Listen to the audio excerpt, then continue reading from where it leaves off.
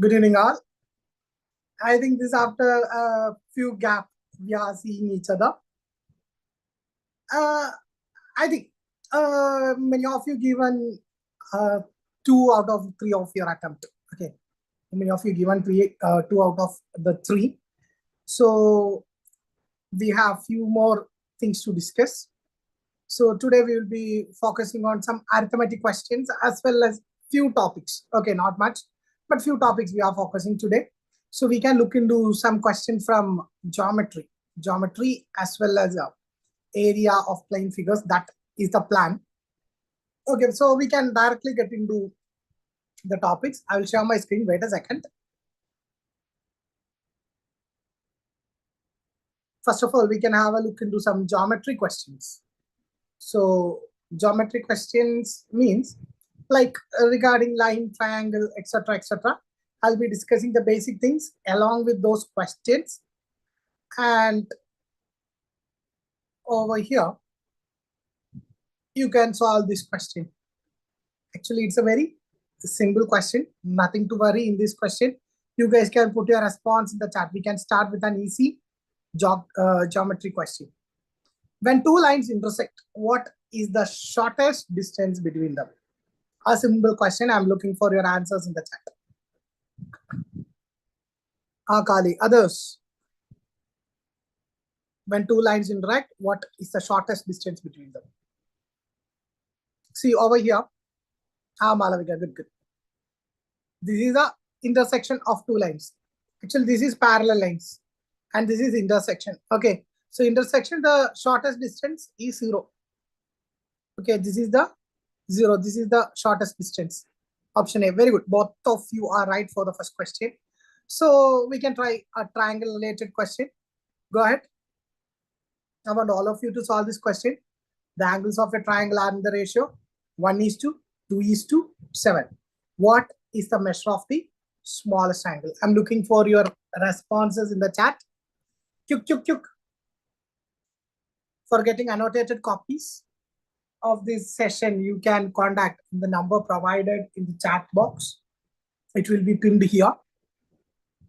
Okay, so the angle of a triangle, the angles of a triangle are in the ratio 1:2:7.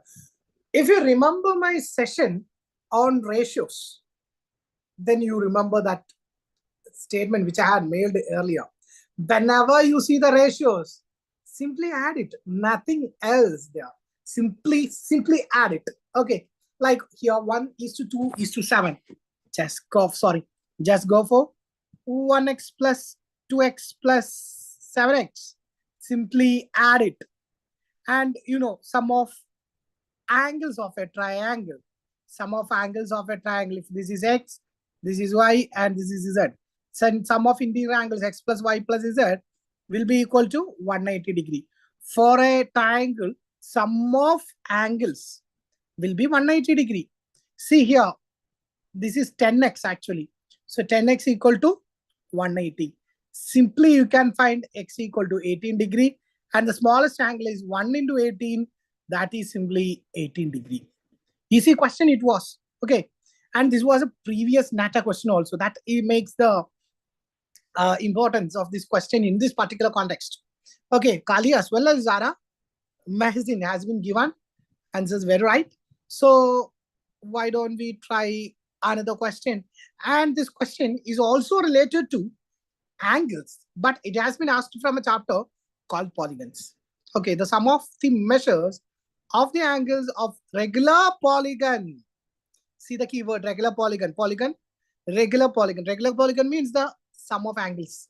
Okay, the interior angles are same and the sides are same. Okay, that is the regular polygon. So hope everyone remember, you learned an equation in the 10th grade. Sum of interior angles of a regular polygon is n minus 2 into 180. Hope you guys remember this. If you remember this, then you can find the exact answer. See, use that equation. Actually, I'm just not giving direct answers. I'm just trying to guide you to answers. Okay. because we need to give some effort, then only our brain remember all these things. So sum of interior angles of a polygon, and meantime you solve the question. I'll be looking for a square. So the square.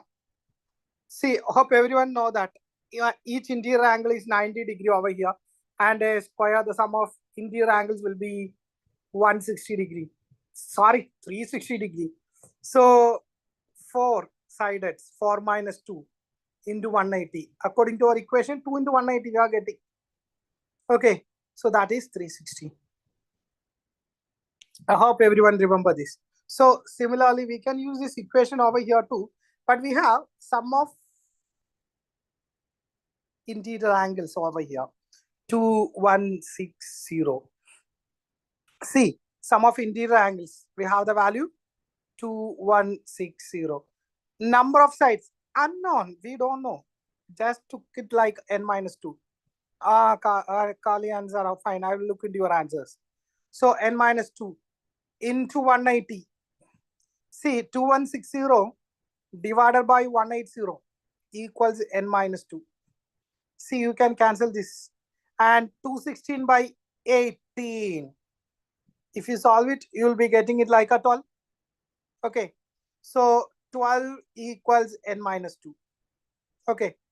12 equals n minus 2. So n is equal to 12 plus 2. See, actually it is 14. Number of sides are 14. And over here, Zara, Remo, Kali, Malavika, very good. 14, 14. 14 is the right answer. See, let me add few things. Let me add few things over here. I think I need to reduce the size of all these things. See, hope everyone know the answer. I'm just reducing its size. And now we can look into some important formula for this particular chapter. I think this much things are just an example. You don't want it. So over here, sum of interior angles. Sum of interior angles. I'm just trying to give the important formulas of this particular chapter along with this question. Sum of interior angles. So that is n minus 2 into 180. Sum of exterior angles. Sum of exterior angles. Sum of exterior angles will be for any polygon, it will be 360. For any polygon, it will be 360 degree. Sum of exterior angles. And one interior plus one exterior. That is equal to 180 degree. They will act like a linear pair. Okay. Next one. Next one is one exterior angle you can easily find like 360 by n. Okay. This is, you can easily find one exterior angle is 360 by n. And number of diagonals. Number of diagonals. See, let me ask you a question. How many diagonals a square is having? Let me know it through the chat. How many diagonals a square is having? How many diagonals? Q. How many diagonals are there in a square?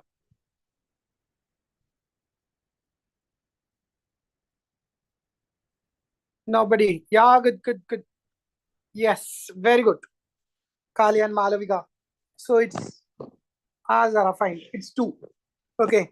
So we can easily find it without much difficulties. So how many diagonals an octagon is having? Just put it in the chat. It is my question. How many diagonals an octagon is having? Okay. How many diagonals an octagon is having? I'm trying to draw one. See, this is the octagon. I need to know how many diagonals an octagon is having.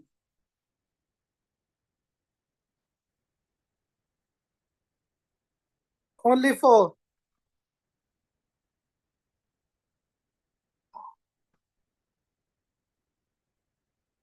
Oh, half of number of sides. That is the technique. See, let me try to draw a pentagon here. Okay.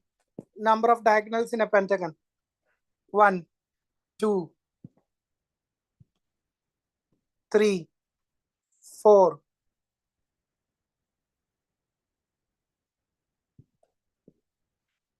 5. See, I can see 5 diagonals in a pentagon. Okay. I can see 5 diagonals in a pentagon itself.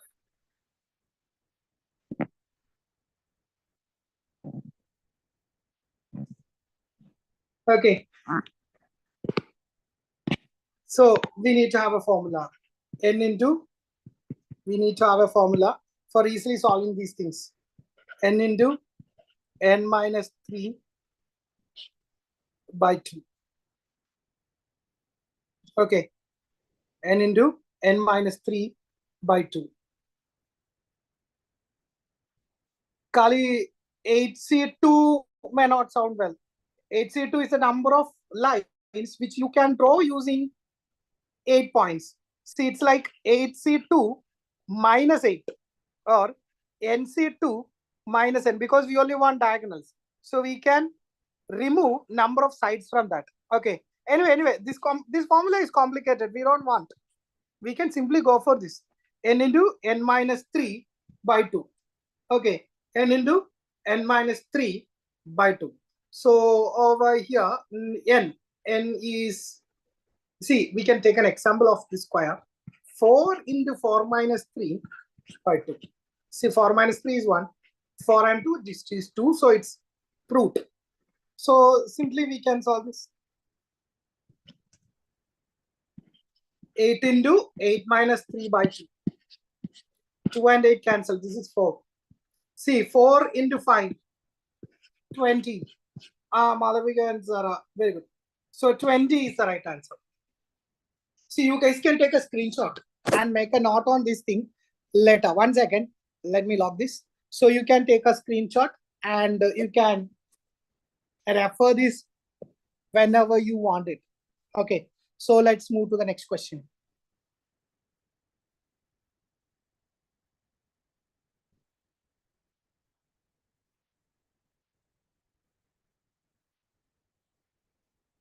Okay, another question from geometry.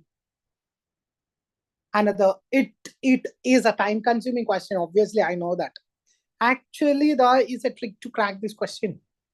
ABCD E is a regular pentagon or is a point inside the pentagon such that AOB is an equilateral triangle. What is angle OEA? A tricky question. Okay, a tricky question over here. ABCDE is a regular pentagon. O is a point inside the pentagon such that AOB is an equilateral triangle. What is angle OEA? Okay, done. So, as I mentioned earlier, ABCDE is a regular pentagon. Assume one side is A. A. So one side is A, we just assume. And being a regular pentagon, see, we know that 5 minus 3 into 180. That is a formula for finding sum of interior angles. It is 540. So 540 by 5. So it is 108. So this is one interior angle. Okay. So one interior angle. This is sum of interior angles. So one interior angle is 108 degree. All are 108 each. Okay. All are 108 each. Next. AOB. AOB is an equilateral triangle. That means this side is A, then obviously this side is A and this side is A. So everywhere 60 degree each because it is equilateral. So this is an equilateral triangle. Equilateral. So it's an equilateral triangle. So it's done. Actually, we have our demand. We need to find angle OEA. Okay, OEA. So this is our target. See, you can see this. Two sides are equal. That means since two sides are equal, and you can easily find this angle is 48 degree because total 108. Okay, total 108. That angle is 48. Okay, that angle is 48 because 60 plus 48, that 108 we are getting. Okay, so two angles are, sorry, one angle, and we got two sides. Two sides are equal also. So we know the name of this triangle. Isosceles triangle. Okay, isosceles triangle. So now coming over here, this angle is x. I'm just taking some values like this is x. Since it is isosceles triangle, if it is x degree, then it is also x degree. So now x degree plus x degree plus 48 degree is equal to 180 degree. Now the question stands solved. 2x degree equals 180 minus 48 degree. So it is 132. So you can easily find x equal to 132 by 2. That is equal to 66 degree. And Zara is right here. It is 66 degree. See, this is an important question and it is a tricky question. So keep these kinds of questions in mind while going into example. Shall we move to the next question? Another question from angles. And this time it is related to circles also. We have a lot of basics to learn for this. We will discuss that basics along with this question. Anyhow, just give a try with the basic knowledge you already have about this particular chapter. I want all of you to try these questions. Go ahead.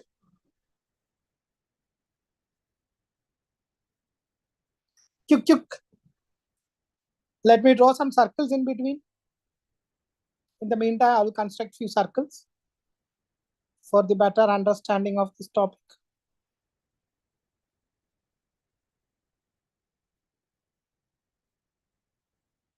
Okay.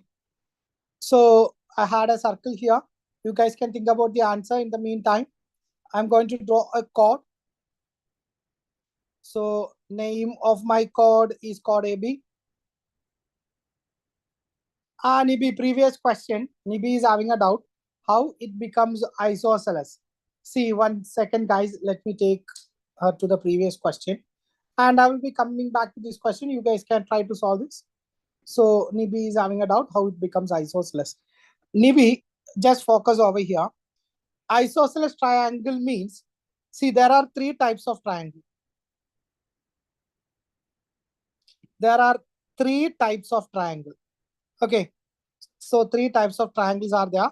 One is scalene, where no sides are equal.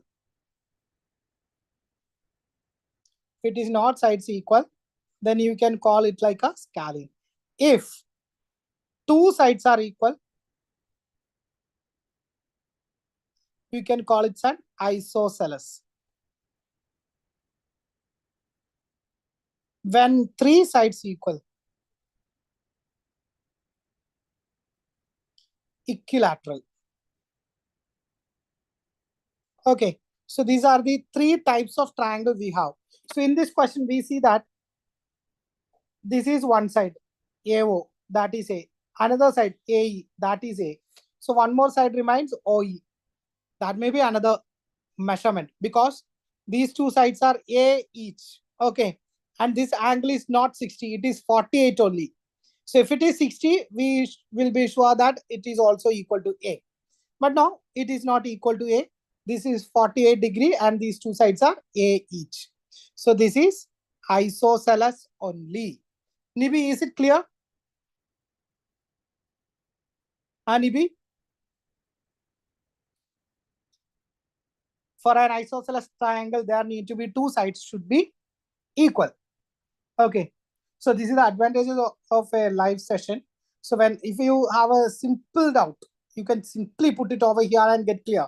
Because I always tell my students that never keep a doubt with you, because even if it is silly or simple or anything, it's not a matter. Get cleared it at the moment when that doubt comes, unless it will adversely affects you guys. So if maybe it is not clear, you can let me know that. Okay, it's clear. Okay, fine. So you can let me know that it is not clear. I need to explain it once again. Definitely, I will explain. Okay, fine. I hope it's clear. Good. So over here, oh, it's too thick. See, I have a line which is drawn over here, and I call this chord AB. All these things are familiar. Chord AB. Okay, and chord AB is creating certain angle at the center. Now we don't know the exact value. We are going to assume some values. Okay, we are going to assume some values, like say it is x degree. So chord AB is creating an angle x degree with the center. Keep it in mind.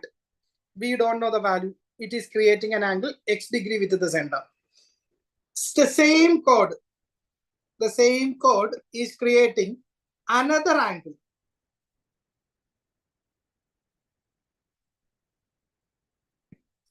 Same chord is creating another angle over here with the circumference in the major arc. So it will be x by 2 degree. Okay, it will be x by 2 degree. Similarly, one more angle is created on the circumference by the same chord. It is also x by 2 degree. See, you can see that the angle created by a chord at the center will be equal to double of that created at the circumference, or angle created at the circumference by a chord will be equal to that of angle created at the center by the chord AB. Another important thing, the angles created at the circumferences by the same chord will be equal. See over here, if this is 60 degree, these two are 30 each. Okay, so angle created by a chord at the circumference will be equal. Okay, so angle created by a chord on the circumferences of the major arcs will be equal. And over here, I'm just have a look. So this angle is 360 minus x. Okay, it is called reflex angle. This is called a reflex angle, another name for your, or another term for your vocabulary. Keep it with you.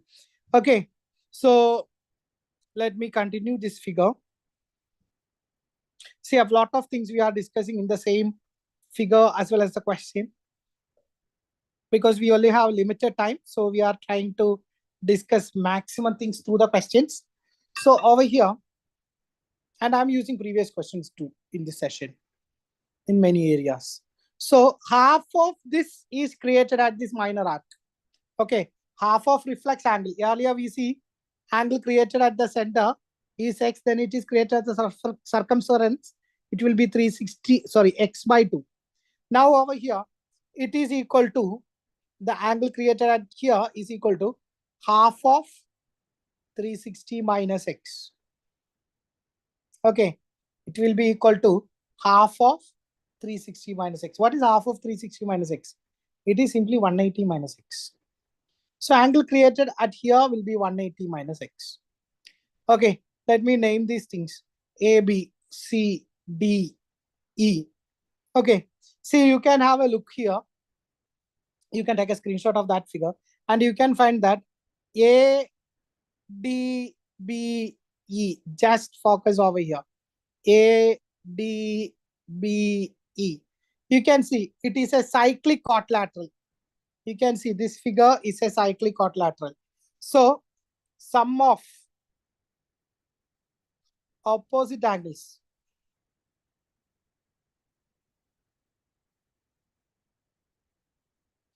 of a cyclic quadrilateral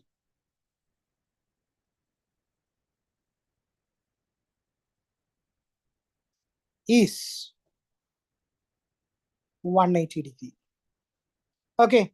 Sum of opposite angles of a cyclic quadrilateral is 180 degree. Here you can see this 180 minus x by 2. I'm sorry. It is 180 minus x by 2. I'm really sorry for this typo. So 180 minus x by 2. Similarly over here, let it make more clear. 180 minus x by 2, because 360 minus x by 2 is 180 minus x by 2. So this 180 minus x by 2 plus x by 2, that is equal to 180. So angle D plus angle E equals 180. Similarly, angle A plus angle B is also, you can find that. Okay, sum of opposite angles of a cyclic quadrilateral will be 180 degree. Keep that in mind while solving questions. So you guys can take a screenshot of these things and let me know the answer for this question through the chats. I'm looking for your answers. So those who haven't subscribed our channel, they can subscribe it. We are coming up with similar contents and rank predictions. All those Nata related things are going to update in this channel, and those who like our videos can click on that like button as well as that notification button. Okay, done. See, now we can solve this question. See, ABCD is a cyclic quadrilateral. Okay, it is given. So angle ADB is 50 degree. See, you can see a chord AB. We have a chord AB. Chord AB is creating an angle ADB. So the base is B. ADB is 50. Then same chord is creating ACB. ACB is also 50. ADB is 50. Then ACB is also 50. Done. Is it clear? The same chord AB is creating two angles, ADB, ACB. Both the angles will be equal. So if it is 50, then it is also 50. And over here at the end, angle C is 50 plus 70. Okay, angle C equals 120 degree. Angle A plus angle C, that is equal to 180 degree. Okay, angle A plus angle C equal to 180 degree, because as I mentioned earlier, sum of opposite angles of a cyclic quadrilateral is 180 degree. Clear? And over here, angle A is, we don't know, but we know the value of angle C. So angle A equal to 180 minus 120, because I just this angle to C to other side. So the right answer is 60 degree. So 60 degree is the right answer. Okay, so now you guys can take a screenshot if you want for this question. Can we see AC equals BD is diameter of the circle? We can't, because there is no clear indication that it is passing through the center. Okay, so if we can say like that, then we can easily go for the answer 90. Okay, it's not like that. There is no clear indication that it is gone through the center. Okay, and the values may also not actual. See, this is an old Nata question. Okay, similar things you can expect. Sometimes they will draw an angle like this and they will tell that it is 5 degree. Okay, and we need to find these two angles. So they are mentioning that this is 5 degree. We have to believe. We don't have other options. Since Nata is giving like this, we should. Okay, if this is 50 degrees and 5 degree, this would be 100 degree. Unfortunately, we have to believe it. Okay, that's it. That is the privilege of a question maker. He's not giving, he's giving like that. The figures may not be in scales. Okay, so that is a disclaimer in the beginning. Figures not shouldn't be in scale. Okay, that's it. So let's try some other questions from the area mensuration chapter. See, now we are getting into area. See, I'm just trying to take you to some equations. Hope everyone remember. I think I don't need to spend much time on this equation because all these things are quite familiar. Area, half into base into corresponding altitude. Corresponding altitude. That is the keyword. Corresponding altitude. This is if the base, then this is its corresponding altitude. Half into BC into AP. Okay. Half into BC into EP. Okay. Hello, AK. So over here, let's move to the next equation. This is Heron's formula. Okay. So this is semi-perimeter and this is the area equation. Let me give you an example. See, we can have a right angle triangle. See, assume this side is 3, this side is 4. For right angle, this side is obviously 5. So we have the formula of right angle triangle, half BH. Half into base into height. Okay. See, altitude for the base 4 is this height 3. That is why we are just going for half BH. So half into 4 into 3. It's 2 into 3, 6. Okay, this is the area. See, this is the right area of this particular figure. I'm using Heron's formula for this. So over here, semi-perimeter. I want semi-perimeter. So semi-perimeter is 3 plus 4 plus 5 by 2. That is 12 by 2. It is 6. Okay, it is simply 6. Now coming over here, root of 6 into 6 minus 3 into 6 minus 4 into 6 minus 5. Root of 6 into 3 into 2 into 1. Okay, root of 6 into 3 into 2 into 1. And over here, it's root of 6 into 6. It is simply 6. Okay, root of 6 into 6, it is simply 6. So we got the same. We got the same. So just take a screenshot of Heron's formula. It will also helpful in some occasions. So let's move to the next. Next, we have area of an equilateral triangle. The formula for area of an equilateral triangle. Don't bother about these much things. Okay, we only need to look into formula. Area of an equilateral triangle who is having one side A is root 3 by 4 A square. Root 3 by 4 A square. That is the area equation. See, actually, this is the derivation. We don't want it. Okay. Even if it is for a long-term batch, we can think about the derivation. But we are at the brim, so we don't need to bother.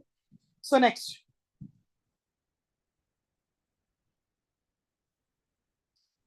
We need to look into some rectangle-related things.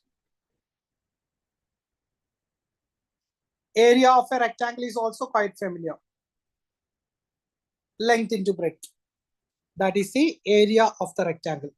Okay. Similarly, perimeter of the rectangle, 2 into length plus breadth. And the same family, the member of the same family is square. Okay. A rectangle having length and breadth are equal is a square. So over here, area of square, that is a square. See, a diagonal is being given.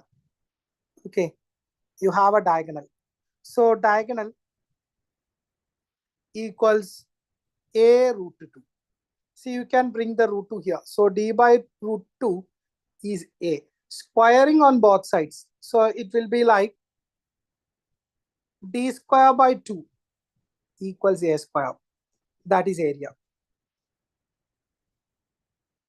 Okay. So d square by 2, that is equal to a square. That is the area. So area of a square can be written as square of diagonal by 2 also. It is also possible. Okay, this equation also works well. Sometimes in a question that it is given that diagonal of a square is 10 centimeter. See, at that moment we will write a root 2 equal to 10. Okay, then we will be going for a is equal to 10 by root 2. We will try to solve for 10 by root 2. Okay, this is common. 10 divided by 1.414 we will try to do, and we are getting some values near 7.1, and we will go for taking the square of that. Okay, so 7.3 or something we are getting. So finally we are getting a value like 50. Okay, this is what happening in these kinds of questions. But actually there is a trick. Whenever you get the value of diagonal, square it 100, take the half 50.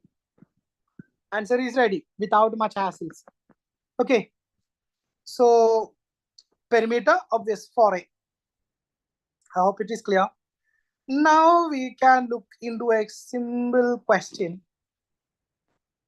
See, now you guys can read the question and solve. Go ahead. I'll be waiting for your responses. So a rectangular parking space is marked out by painting 3 of its sides. If the length of a unpainted side is 9 feet, a rectangular parking space is marked out by painting 3 of its sides. Go ahead, just solve and put it in the chat. Length of the unpainted side is 9 feet and sum of the lengths of the painted sides is 37 feet. What is the area of space in square feet?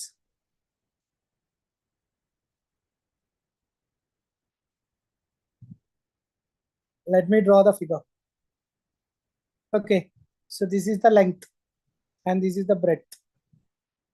And we have the value of one of it. See, this is the 9 feet. So 2 into length plus breadth, we can write like 37. Okay, see, we have the value of B. Already we have 12 plus the value of B is 9 equals 37. So 12, that is equal to 28. L, that is equal to 40. Okay, so length into breadth. Good. That is 14 into 9. 14 into 9, that is 126. Very good, Kali, very good. 126 is the right answer. Okay, option C, 126. So another question from the same topic. You can go ahead.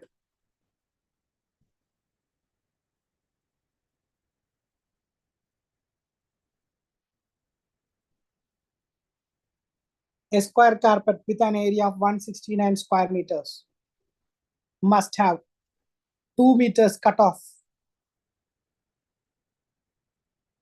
one of its edges in order to be a perfect fit for a rectangular room.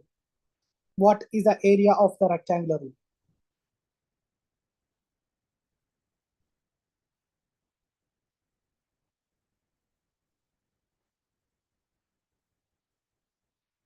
Just look into this number. One side will be 13.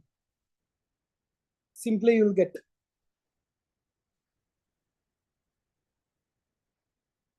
square 13, 13. 2 meter cutoff, 11 meter.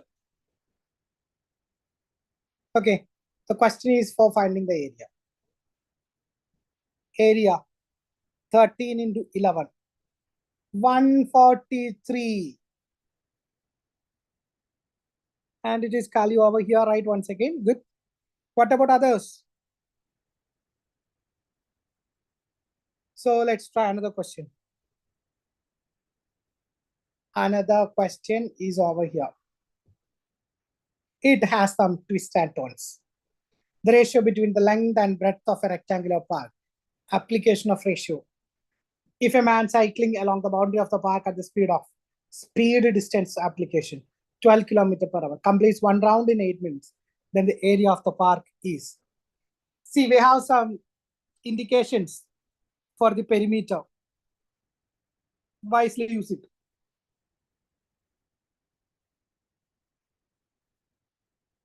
First of all, go for finding distance traveled per minute. And distance traveled in 8 minutes, it will be acts like the perimeter. Then use the perimeter which you can identify from the ratio. Equate it, that's it. See, actually I'm giving you hints how to solve these questions. So now we can try. So I want all of you to put your answers here. You guys can also do along with me. The ratio between the length and breadth of a rectangular park is 3:2. So length is 3x, breadth is 2x, 2 into length plus breadth, that is perimeter. That is equal to 2 into 3x plus 2x. That is 2 into 5x. It is equal to 10x. So perimeter equals 10x. Okay. So just keep it in mind. We will take it later. Now over here, a man cycling along the boundary of the park at the speed. His speed is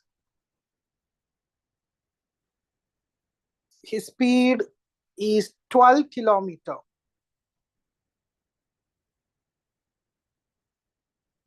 12 kilometer per hour. We have it in minutes. So that is 12,000 meters in 60 minutes. That means 200 meter in 1 minute. Okay. So distance.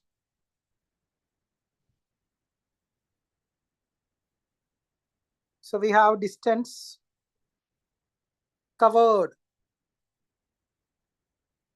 in 8 minutes.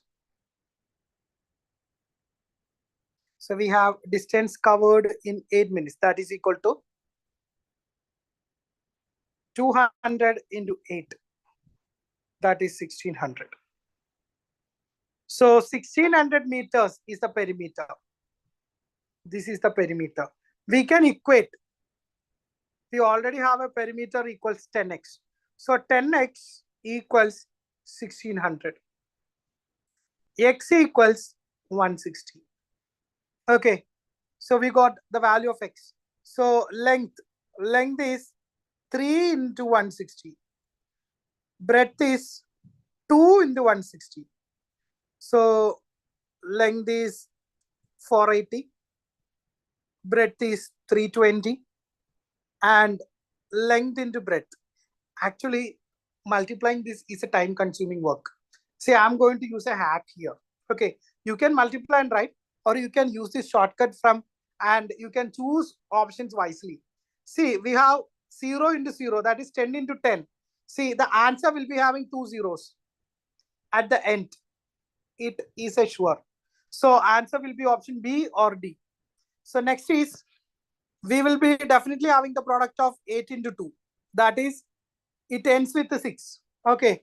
The product will ends with the 6. Only one option like that. 153600. Or you can directly go for multiplying 480 with 320. Or you can just simply look into the options. We want 2 zeros at the end. We don't want these two options. And we don't want a 2. Because we want 8 into 2, that is 16. So we will definitely have a 6 in the answer. It is not there in option D. Okay, and actually option D is the double of the right answer. So now it is quite clear, 153600. See, let's try another question. Before that, we should look into few more equations related to circle. We learned only up to squares. Now we can have a look into the circles. So area of the circle, the equation is pi r square. So it is equal to pi d square by 4. Okay. See, circumference is 2 pi r. Instead, you can use pi d also because 2r is d. Okay. So similar substitutions you can make, but up to pi r square is better. Okay. So area of the circle is pi r square. Similarly for the ring, area of the ring, external area minus internal area. Okay. So that is pi into r square minus r square. See, hope you remember a square minus b square format. See, it is having application here, a plus b into a minus b. It is quite difficult to find square of certain numbers. At that moment, you can take the help of this particular identity. Okay, you can easily solve. Now, semicircle. Okay, semicircle, area of the semicircle, that is half of that of the circle. Circumference, half of the perimeter of the circle is over here. So half of 2 pi r, it is pi r. Plus, you need to add 2 radiuses. Okay, actually for getting an impression on your mind, that is why we are discussing it in a detailed manner. So pi r plus 2r. And now comes area of the sector. Okay, see, it is actually a part of circle. So circle is having an area pi r square. Okay, so area of the sector, see, circle is 360 degree. We are just looking into a theta degree angle. Okay, instead of theta you can use x degree also. I'm using theta over here. I hope you are comfortable with this theta. So this is area, because we are just looking into a small portion of the circle. So this area is important, this key portion. So we know the area of circle, just multiply with the angle ratio, theta by 360. Similarly, arc length, AB. So arc length is the portion of the perimeter. So perimeter of a circle is 2 pi r. Here, there also, here is not a complete circle present, so theta by 360 of the circle. That is enough. If you cancel this, you will be getting a 180 here. If you're not canceling, it will be like 2 pi r by into theta by what? 360. See, next is perimeter. Perimeter is arc length plus 2 radius. Arc length is pi r theta by 180. See, I never prefer this. Just go for the one which we can easily keep in mind. So that is 2 pi r into theta by 360. Just cutting and taking like pi r theta by 180 is not record because it is difficult to remember, but this is easy to remember. Plus 2r. See, this is the perimeter. See, you can keep both the equations with you.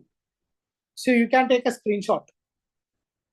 You can take a screenshot of this also, and now we will be discussing a question. So this is your question. Go ahead.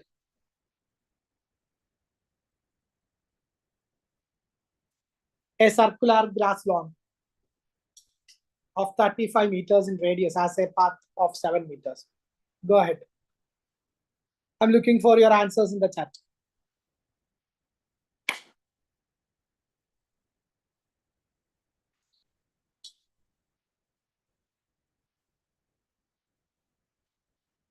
Q. See, this question involves the case of a ring. Okay, so this question involves a ring.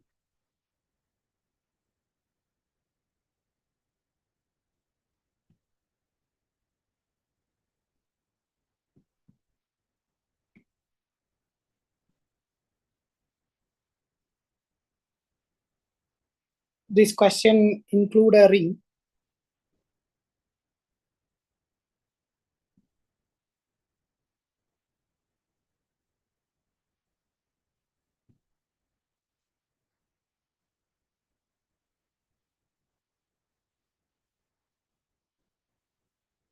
This is 35. This is another 7. Okay, so the total is 42. So area of ring is asked. So it is like pi into, you can take, this is capital R and this is small r.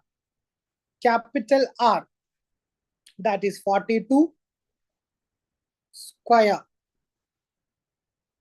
minus 35 square. Actually, it is a time consuming task. If you're going for squaring this, we can skip that step.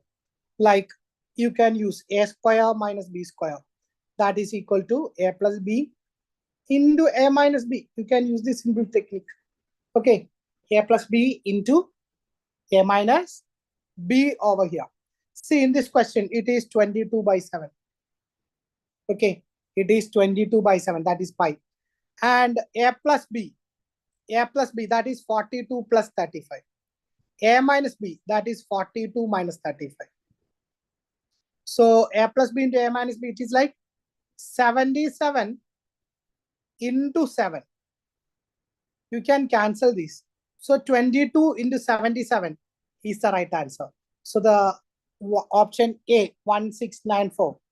Okay, option A, 1694 is the right answer. So what happened? Nobody given it right. So 1694. Okay, so let's try another question.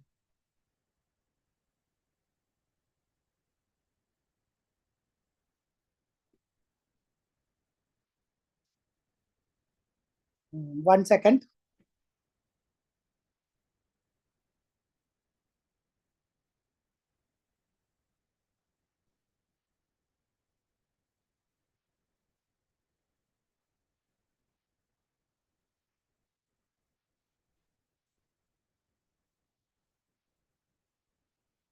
See, just changing the number here, 56. So now you guys can try this question. A wire is in the form of a circle of radius 56 centimeter. If it is bent into a square, what will be the area of the square in square centimeters? Try to solve this. A wire is in the form of a circle of radius 56 centimeter. If it is bent into a square, what will be the area of the square?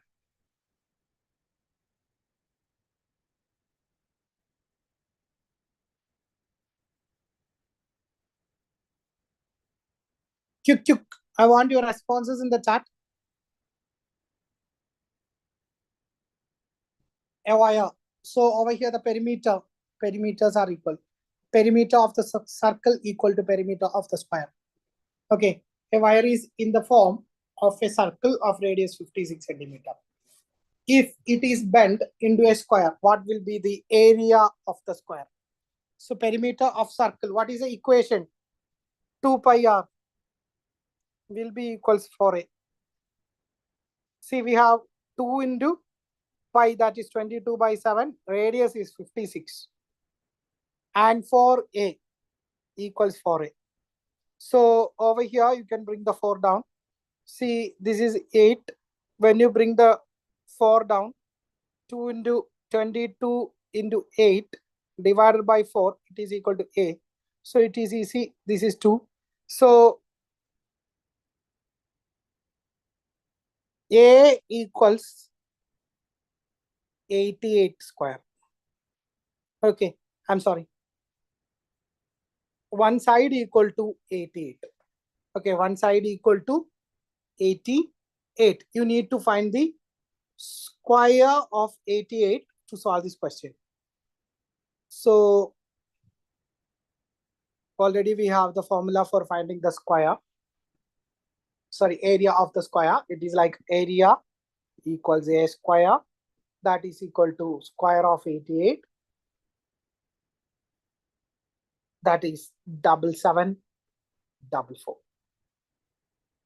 Okay, 7744. So let's try another question. 1 second. 1 second. We can try another question from areas. solve for this question. Find the area of blue shaded portion. Go ahead. I want all of you to solve this question. Find the area of blue shaded portion.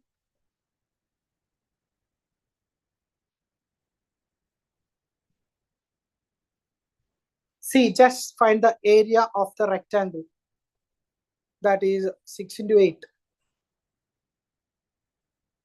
Okay, 6 into 8 minus pi into 2 square. Okay, so 6 into 8, that is 48. Minus pi is, you can take like 3.14 in this question. 3.14 into 4. So 3.14, that is pi into 4. So pi into 4 is 12.56 you can take. So 48 minus 12.56. So you'll be getting a area. So over here it is like 35.44. So option A is the right answer. Okay, option A. Another question from areas. See, plenty of logical area questions we are here. And now you can solve this question. Find the area of a square, one of whose diagonal is 9.2 meter long. Okay, 9.2 meter long is one of its diagonal. I had given you the technique how to solve these questions.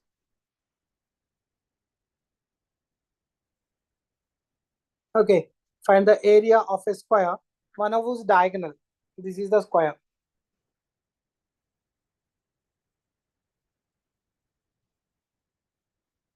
This is the diagonal, 9.2 meter.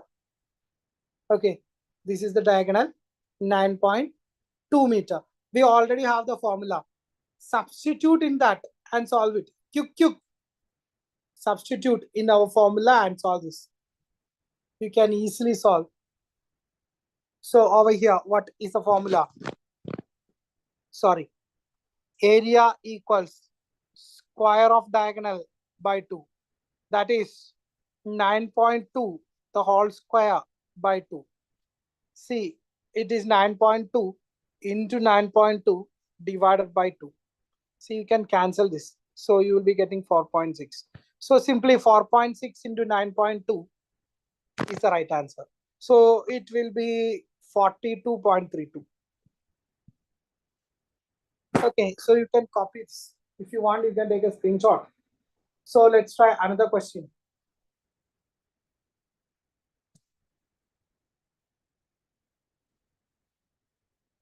So this is the next question. An old Nata question, and plenty of time this question has been there in Nata, this type of question. Quick, you guys can solve it. It's an easy question.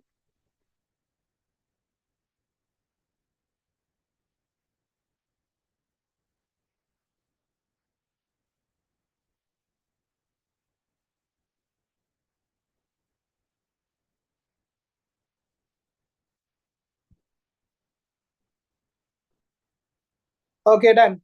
The length of a rectangular plot is 40 meters. More than its breadth. The length of a rectangular plot is, so length and breadth. So length of a rectangular plot is 40 meters more than its breadth. We don't know the breadth. Breadth is x. So length will be x plus 40. Okay. So the total cost of fencing the plot is rupees 50 per meter. So perimeter of the plot you can easily find by dividing 10,000. 10,000 is for the entire perimeter. Each meter costs 50 rupees. So it is 0, 0 cancel. 2. So it is 200 meter. See the length, the perimeter is 200 meter. See how we just solve it. We know the cost. Okay. So the cost is perimeter into cost per meter. equals total cost. Just keep it in mind. So we don't know the perimeter, but we know the cost per meter. That is why we just found 10,000 divided by 50 equals 200 meter. We already done that. Keep it with us. We will come back to that later. Now, what is the length of the plot in meters? What is the length of the plot in meters? See, let's see what is the length of the plot in meters. So over here, perimeter 2 into length plus breadth. It is equals perimeter implies 2 into length is x plus 40, breadth is x. So it is 2 into 2x plus 4. That is perimeter equals 4x plus 8. Okay, that's equals 200. Or you can directly write 2 into 2x plus 4 equals 200 and 2x plus 4 equals 100. Take the two other side. You can take another 2 common, x plus 4. Okay, we could do it in a single step, but I'm just elaborating for the better understanding of the majority. So x plus 4 equals 50. Okay, sorry, I missed a 0 here. Okay, so x plus 40 equals,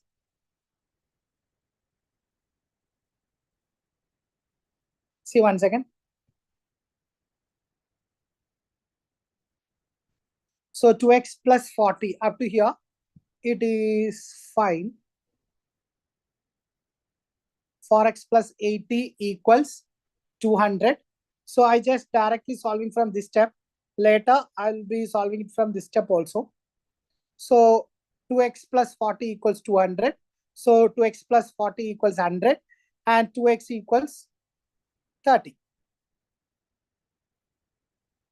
2x equals 60, x equals 30 and the breadth is 30 and the length is 30 plus 40, it is 70. That is one way of solving. Next way is like from here onwards, 4x equals 200 minus 80, that is 120. X equals 120 by 3. In this way also you can solve. And sorry, 4. So everything depends on your comfort. So right answer is 70. Anybody? Anybody for 70 over here? Yes, it's Kali. Kali, good. Good. 70 is the right answer. Now try the other question.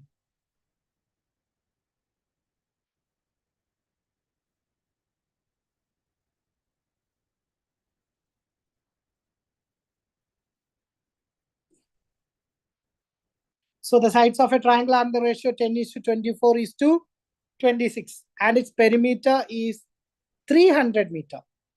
So what is the area? Just look into the question. Identify.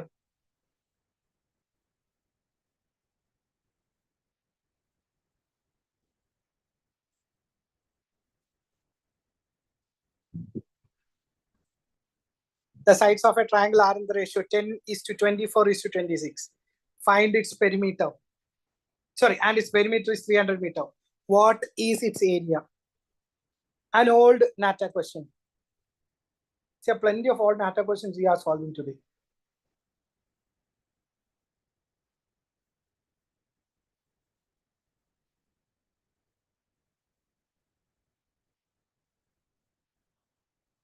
Okay.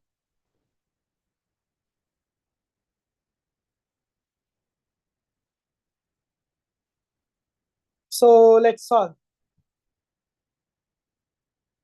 Anybody is having an idea? So the right answer for this question comes in this way. So as I mentioned earlier, whenever you find ratio 10x, 24x, 26x is 300.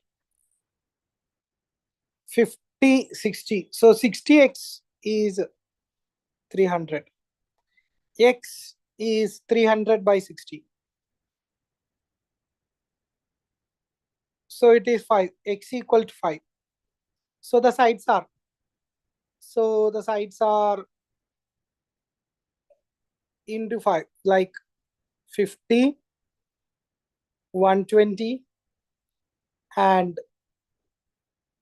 130. These are the sides. See, whenever, just have a look. Okay. Forget about these zeros. We can take the case of that zeros later. See, you can see here. That is 5, 12, 13. Okay, I'm just getting into a shortcut.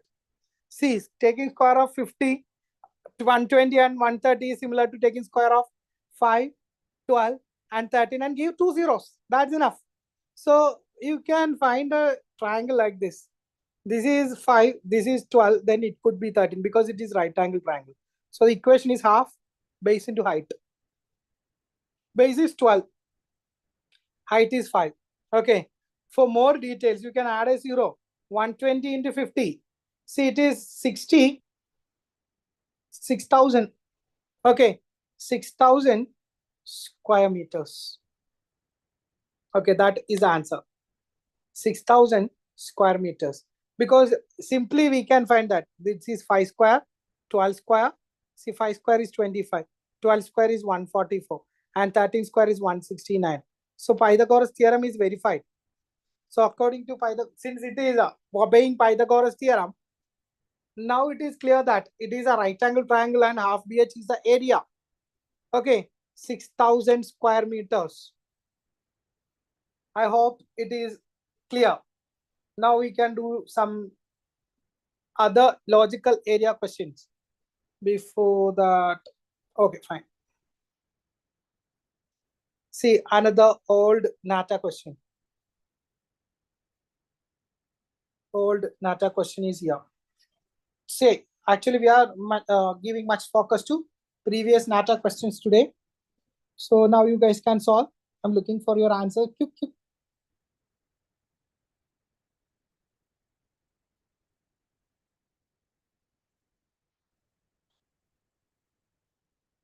So in the three-dimensional figure shown below, some of surfaces are shaded completely and some others partially. From the area of the visible surfaces, what is the percentage of area not shaded? What is the percentage of area not shaded? Go ahead.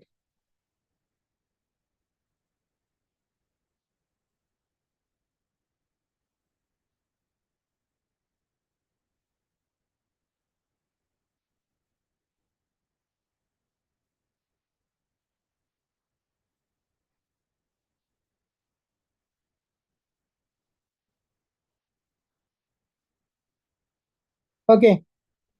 Let's have a look into the answer. Anybody? I just found an answer.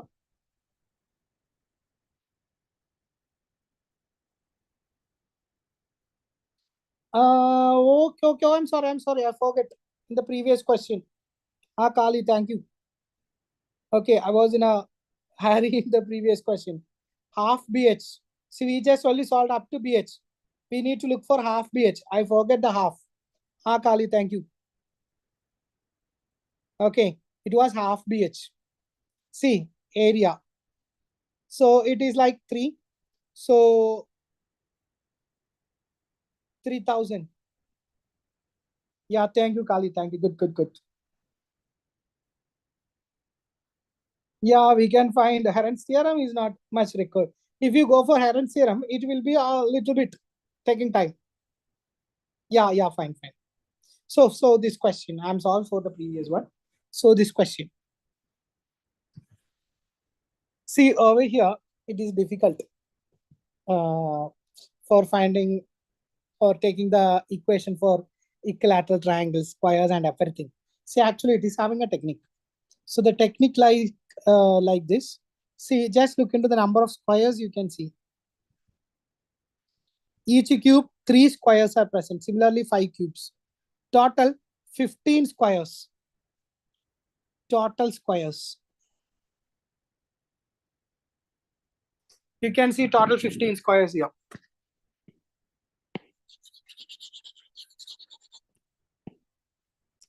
See these two squares will give you, sorry, we can come to that later. So now look for shaded squares. Total squares are 15. Shaded squares are 1, 2, 3 plus these two together constitute one square. If you take this shade to here, so it is 4. If you take this to here, it will constitute 1. So this will be 5. So shaded squares are 5 and not shaded. Not shaded is 15 minus 5, that is 10. So percentage area not shaded equals 10 by 15, because not shaded is 10 and it by 15. Percentage of area not shaded. 10 by 15 means 2 by 3. What is the percentage form?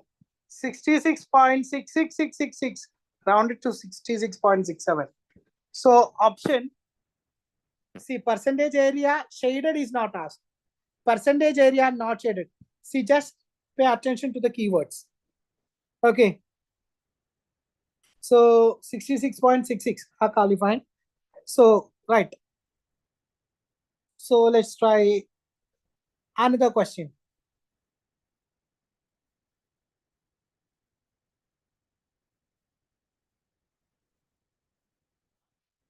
This is your next question.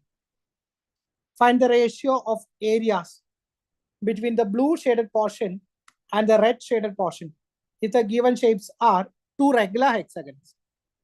Go ahead. After this area, we will be moving into some volume related questions. And after that, we will be looking into some other questions from different topics of arithmetics. Kali. So, you gave your attempt recently. Then, I think you have 1 or 2 attempts. Okay, many these types of questions. Ratio of color. Okay, many questions.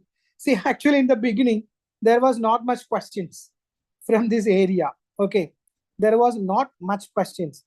See, I think they were taking questions in a certain order. So now it is crowded with these kinds of questions. Oh, Khalif. Okay. I'm sorry from my side. Okay.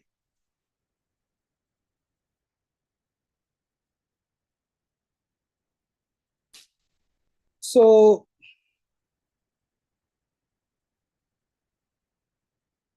now over here in this question, find the ratio of areas between blue shaded portion and red shaded portion if the given shapes are two regular hexagons.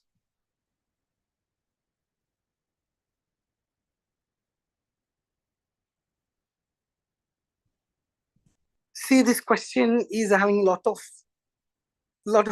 hard work to do, because this is a previous question, obviously. And see, let me draw a few more lines for adding some details to this question. Say, just draw one line. See, this is a regular polygon. So this side is A, this side is A, this side is A, A, everywhere is A. And now I am constructing few more lines. Okay, so another regular hexagon. So we know that it's already A. This side is already A. So from here to here, it will be A by 2. From here to here, it will be A by 2. Okay, so if this is A by 2, then it is A by 2, it is A by 2. This is A by 2, this is A by 2, because this is hexagon and we have divided it into 6 equilateral triangle. Kali, fine. Okay. So this is A by 2, it is A by 2. Okay, everywhere is a by 2 here. I think up to here it is clear. Okay, up to here it is clear. Now I'm just taking this small triangle. Okay, I'm just taking that small triangle and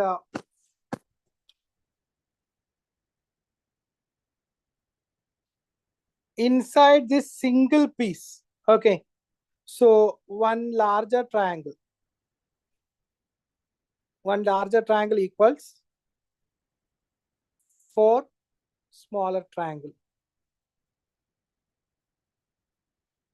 Okay, one larger triangle equals 4 smaller triangle. You can see here 1, 2, 3, 4. So one larger triangle is comprised of 4 smaller triangles. That is the first one. Okay, that is the first point. So the entire figure, okay, so the larger hexagon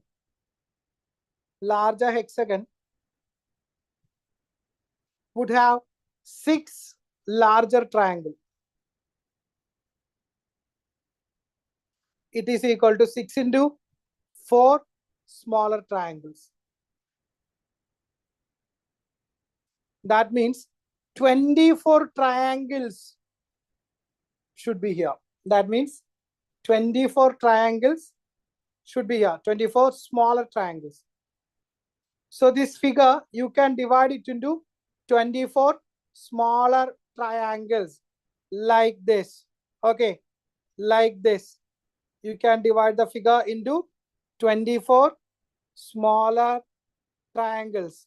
Okay, you can divide it like 24 smaller triangles. That is the inference. So in this way, if you divide this figure, you'll get 24 smaller triangles. Among them, red is 6. Red small triangle is 6 only. See, you can find here. It is only 6 here. And blue is 24 minus 6. It is 18. Okay, what is the question? Blue area to red area. Blue area to red area means area of blue triangles is to area of red triangles. So area of 18 triangles is to area of 6 triangles. Simply, blue is to red is 3 is to 1. And Kalia, it's right, 3 is to 1.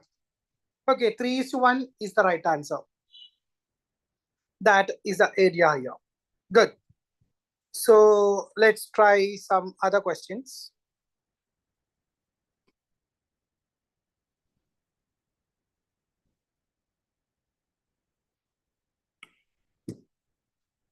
You guys can try this question. See, don't look for the numbers or comparative sites. Okay, just focus on the numbers. Don't look for its actual scale or anything. So now you guys can solve this question. Find the perimeter and area of the shaded portion of the adjoint diagram. Perimeter and area I want. Both perimeter and area.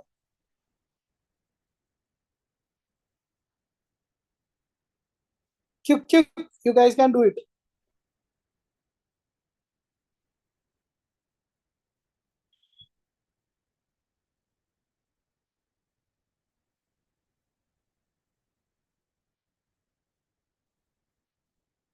Okay. Find the perimeter and area of the shaded portion of the adjoint diagram.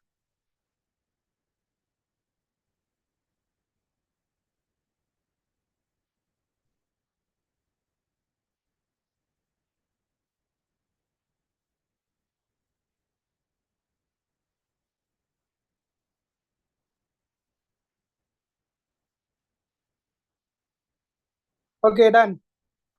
Quick.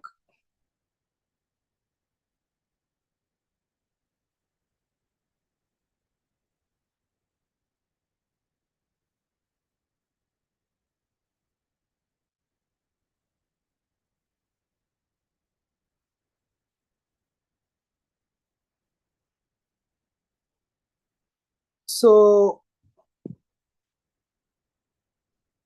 actually, this is a model of using how to use the measurements of circles to solve questions.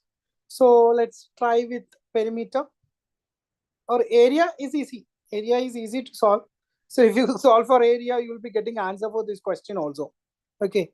If you are looking for the area, you'll be definitely getting the answer also. Kali, fine, fine, fine. So over here, let's look for area first.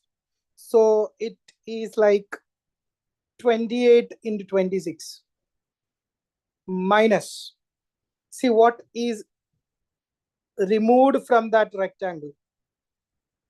A 90-degree here. Another 90-degree here. Another 90-degree here. Another 90-degree here. Okay. So for 90 degrees means 360-degree. It is a circle. Okay. So a circle is here. 4 into 90-degree, 360-degree. We have a circle here. So 28 minus 26. Sorry, 28 into 26. Kali, we can look into your answer. Okay, 28 into 26. So it will be like 728 minus pi, that is 3.14. And here its radius is 10. So 10 square. So 728 minus 314, because 10 square is 100. So it is 414. See, you can find the answer. Option A. I will explain how this 90.8 is coming. So 90.8. See, we have this much length. That is equal to, it could be 10, it could be 10. So out of 26, it will be 6 centimeter. Okay. And over here,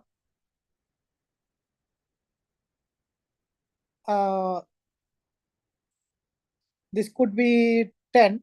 Sorry, this could be 10 and this could be 10.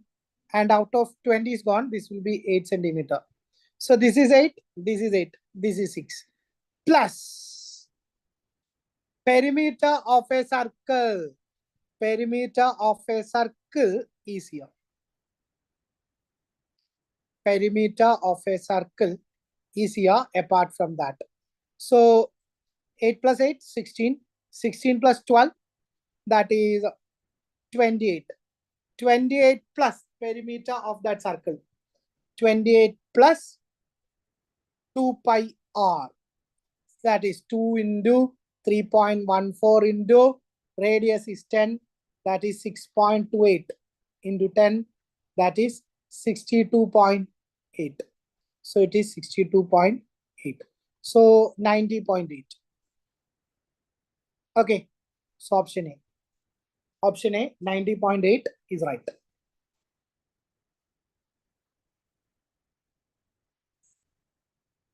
Okay. Okay, fine, fine, fine. Malavika and Kali. Good, good. Option A is right. Yeah, very good. Fine. Good. Option A is the right answer. Just read the statement. I have some drawing issue in this question. Okay, just read the statement. My circle is not that much a circle in this question. That is why I just told you, just focus on the statement of the question and solve it. A, B, D, C is a circle. And circles are drawn with the AO, CO, DO, and OB as diameter. See, all these are circles. Okay, all these are circles.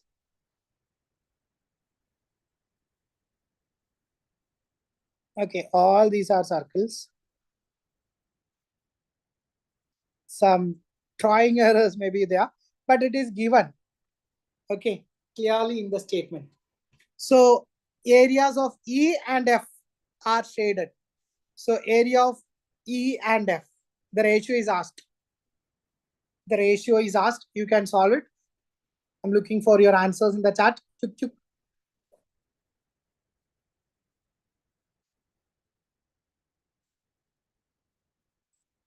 Those who haven't gone through the previous videos, you can have a look into them at a speed of 2x or 1.5x as per your comfortability. Because we have 8 more previous videos.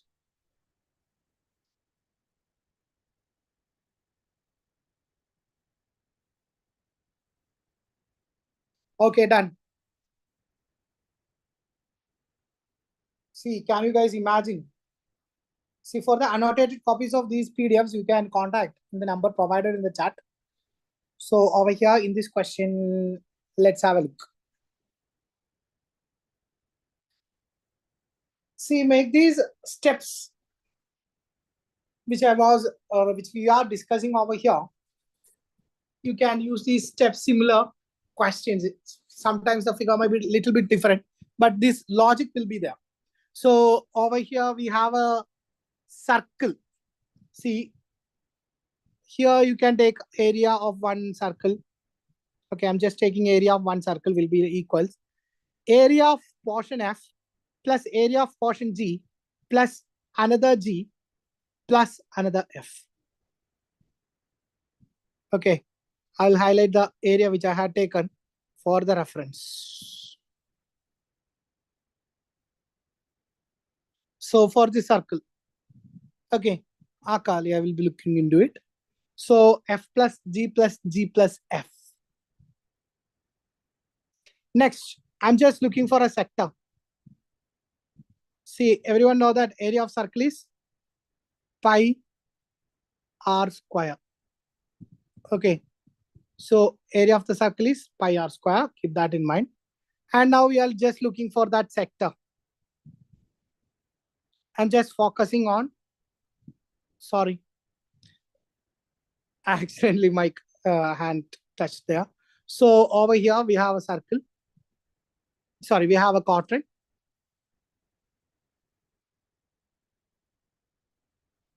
So area of this quadrant, actually radius of this quadrant is 2r because we took this radius r. Okay, so this is 2r. So radius of that quadrant is 2r. So area of that quadrant, I just took like AQ, that is equal to area of G plus area of F plus area of E plus area of G. See, area of quadrant, you can take the equation 1 by 4. Area of the quadrant, the equation is 1 by 4 pi r square. Here the radius is 2r. Okay, pi into 2r square. This is the area of the quadrant. So it will be equal to 1 by 4 into pi into 4r square. 4 and 4 cancel. So it is pi r square. So area of quadrilateral equals pi r square. Area of the circle, I forget the square. Area of the circle is pi r square again. It needs few more space there. So area of the circle, we know that pi r square. And area of this quadrant is also pi r square. So area of circle is to area of the quadrant. So both the areas are equal. That is our inference, quadrant as well as circle. So now you can equate area of circle is equals F plus G plus G plus F. Area of quadrant, that is equals F plus, sorry, it is equals G plus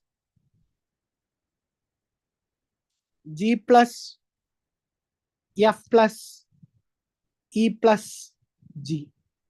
Cancel this G. One more G. Okay, cancel. F, cancel. So finally, 2 terms are remaining here. 2 terms. One is F, other is E. That means F equals E. That means F by E equals 1 by 1. Option A. And Kali given right over here. Very good. Option A is right.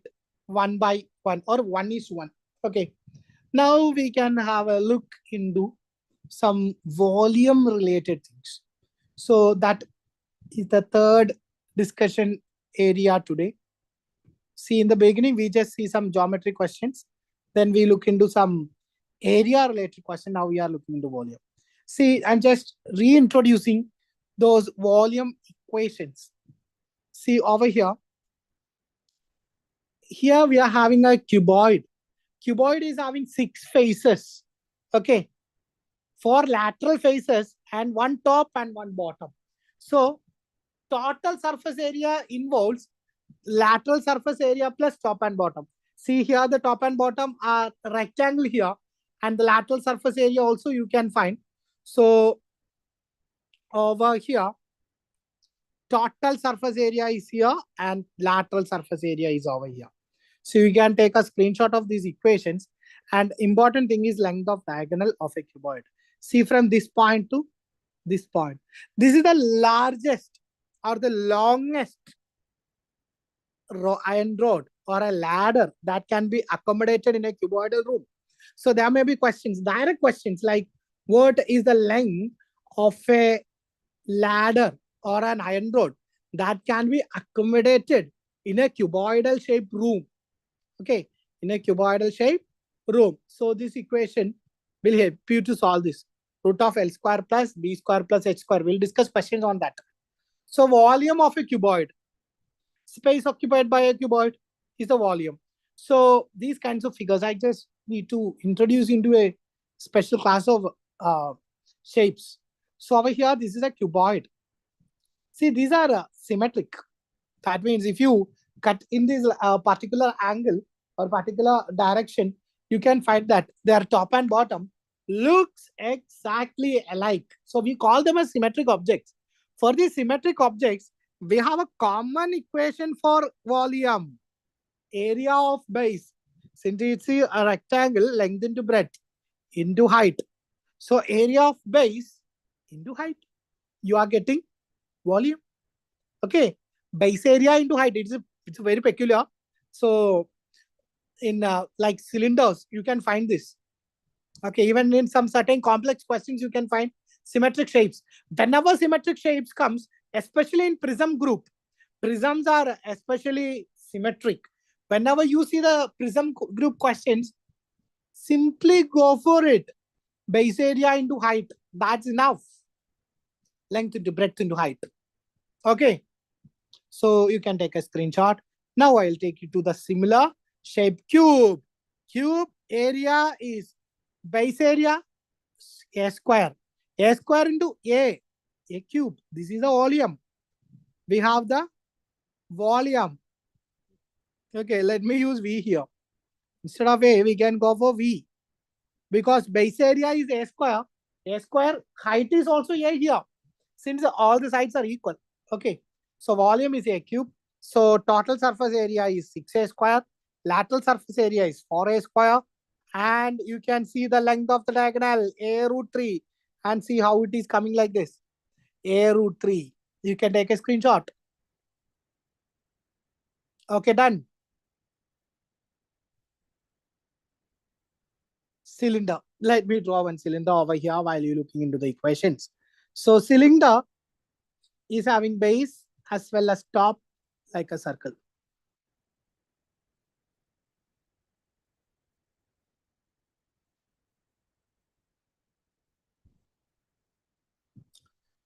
Okay.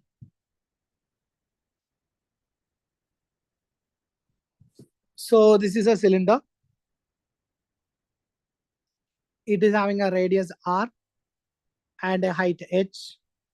Okay. So we have equation of volume. Volume is easy. Base area into height. Base area is circle. It is pi r square. Height is H. Pi r square H. We learned area. Very simply, we learned area.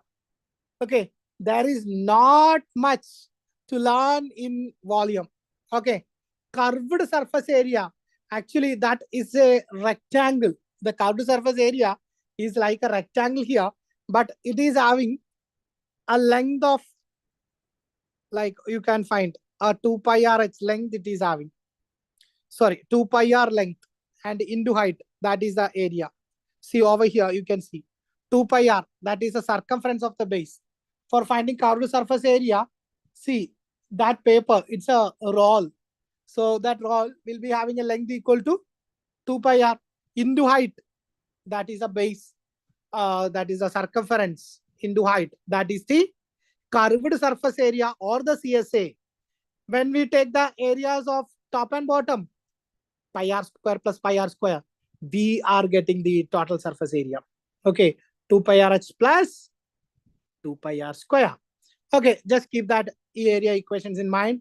And volume equation is important because if you learn the area equation of the cylinder, con is a free, con is a gift, or con is free here.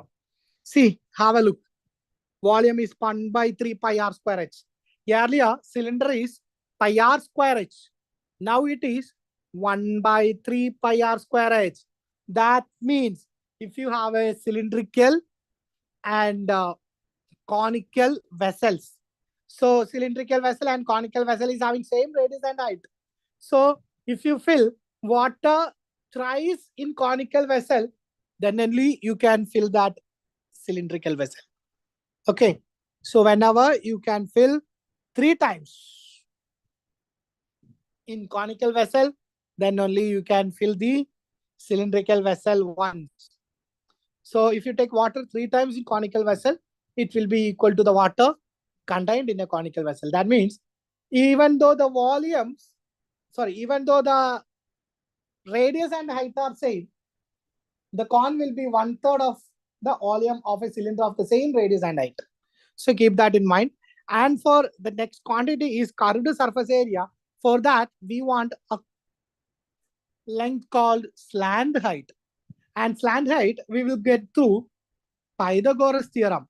So this is L slant height. So L is equal to root of r square plus h square. This is the slant height. Okay, r square plus h square. And curved surface area is equal to pi rl. Curved surface area CSA equals pi rl.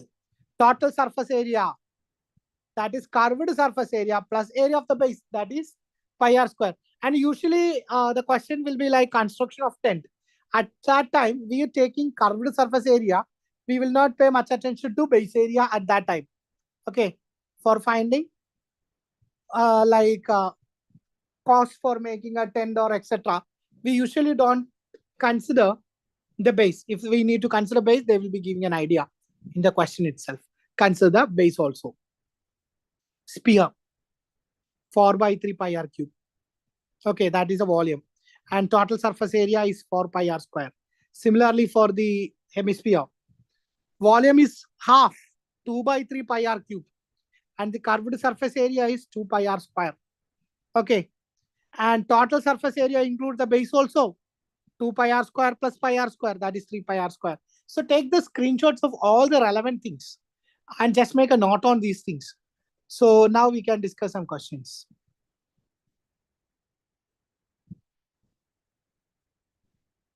See the length of the longest rod that can be placed in a room, which is 12 meter long, 9 meter broad, and 8 meter in height. I'm looking for your answers in the chat. Q guys.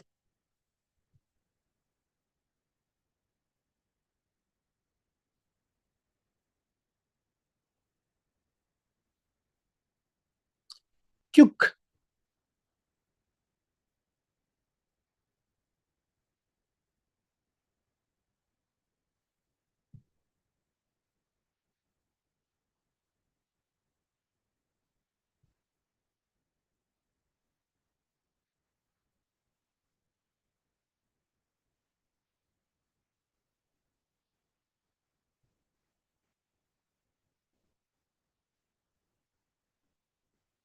Okay. The length of the longest rod. I just mentioned while discussing length of the longest rod that can be accommodated in a cuboidal room. We had a detailed discussion on that. So it will be like root of L square plus B square plus H square. So root of L square plus B square plus H square, that is equals 12 square plus 9 square plus 8 square. Root of 144 plus 81 plus 64. So 144 plus 81.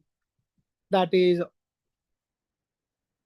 225 plus 64, 27, 289.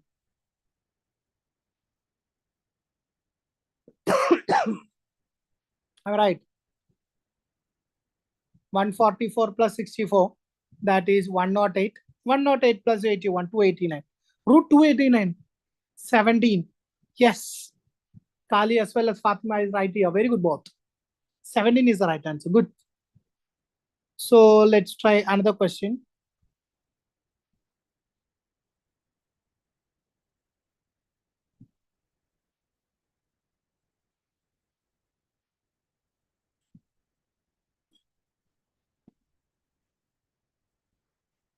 We need to discuss few more questions.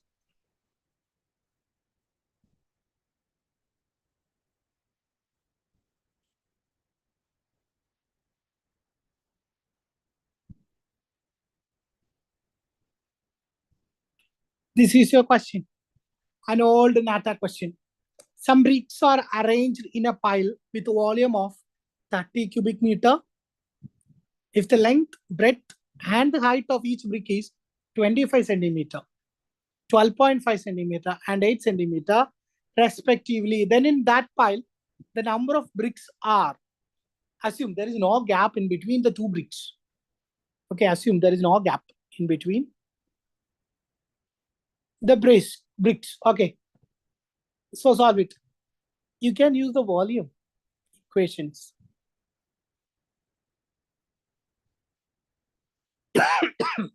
So some bricks are arranged in a pile with volume 30 cubic meter, the length and breadth and height. So n bricks are here.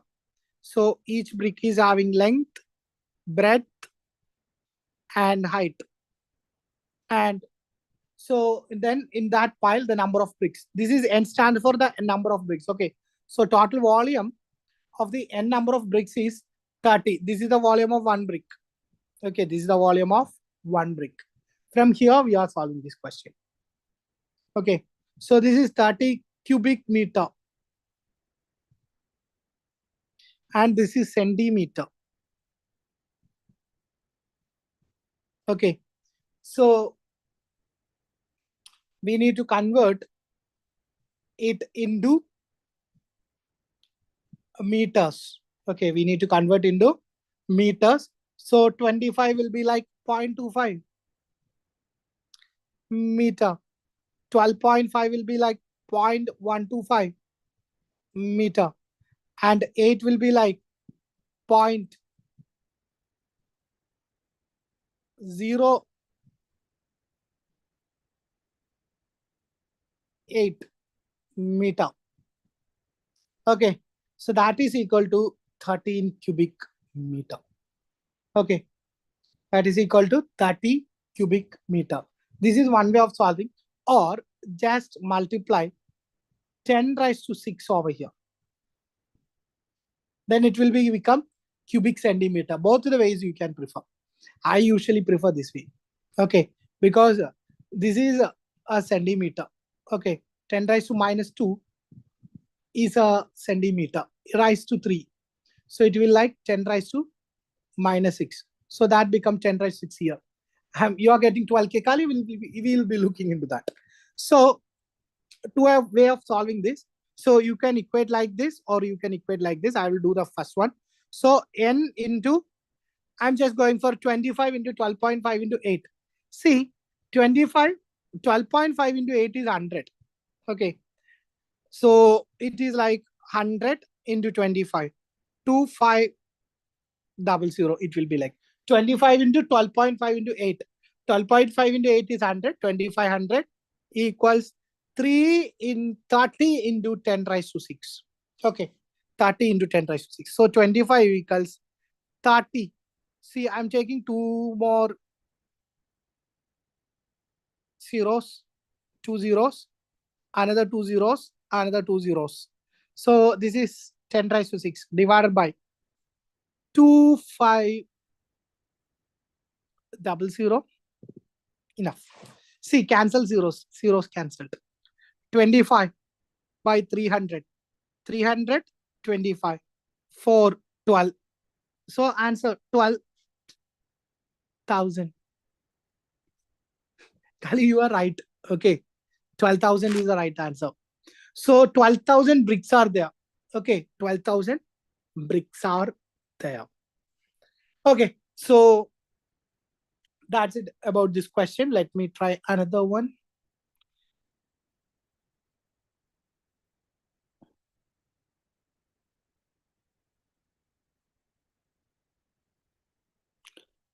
One more volume question. 1 second.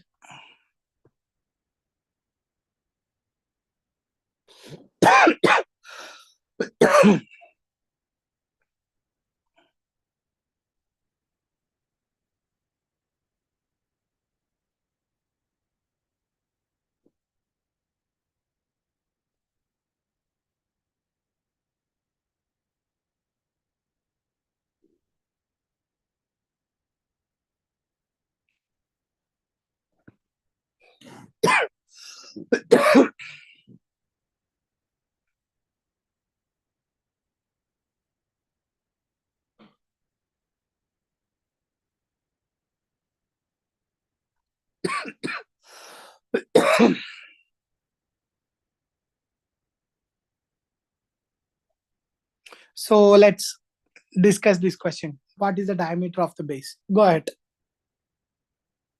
The capacity of a cylindrical tank is 246.4 liters. If the height is 4 meters, what is the diameter of the base? See, I'm not asking for the radius. I'm looking for the diameter. Capacity means the volume. We have the volume and we have the height. We are simply looking for the radius. Okay, simply looking for the radius.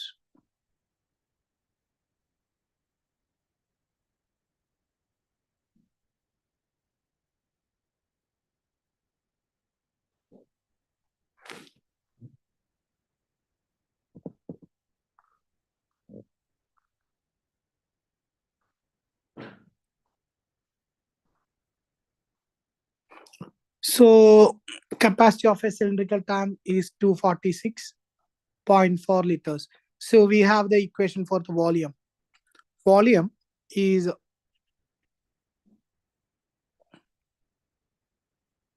pi r square h. So in this question, we have 246.4 equals 3.14 into radius. We don't know.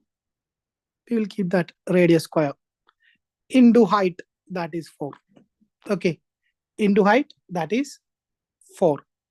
So we need to find the radius here. So that is 3.14 into 4, that is 12.56. So 246.4 divided by 3.14 into 4 is the square of radius. So 246.4 we need to divide with 3.14 into 12. Sorry, 3.14 into 4. Then we will be getting it somewhere like 196. Okay, I'm just approximating. Okay, so radius square will be 196. Okay, radius square will be 196. That means radius equals 14. So if we are getting radius is 14, so when we are getting radius is 14, then diameter will be 28. Then diameter will be 28. So if the radius is 14, then diameter will be 28. Any of the options? Any options? Let me look into your chats. 1 second.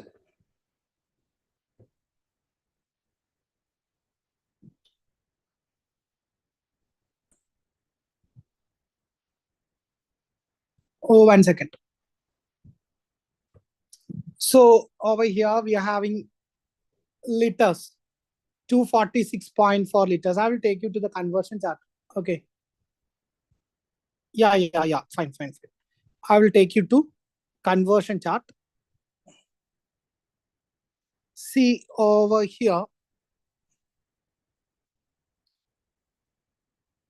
1 meter cube.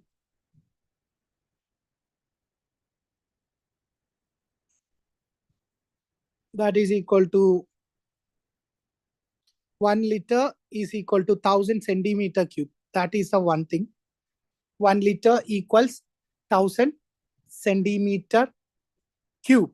So 1 meter cube equals 10,000 liters.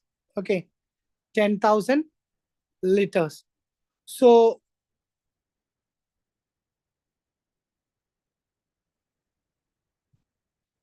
let me check that question. 1 meter cube. This is the conversions. You can take a screenshot if you want.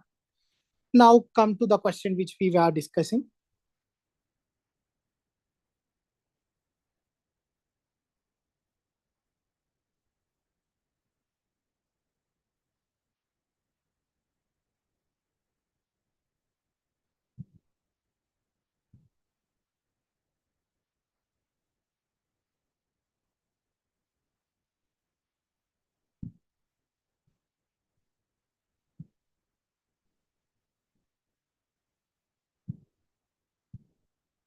Okay, so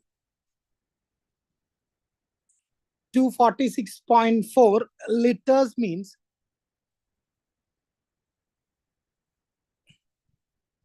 1 liter is 1000 centimeter cube.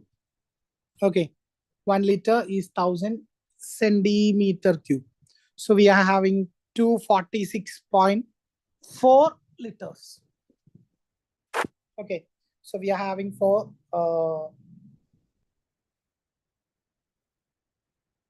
246.4 liters we are having. So we need to convert this.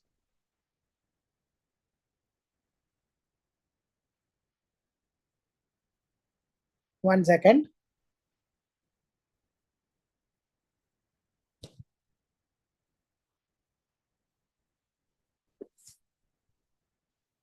So just simply multiply with 1000 here. In this step,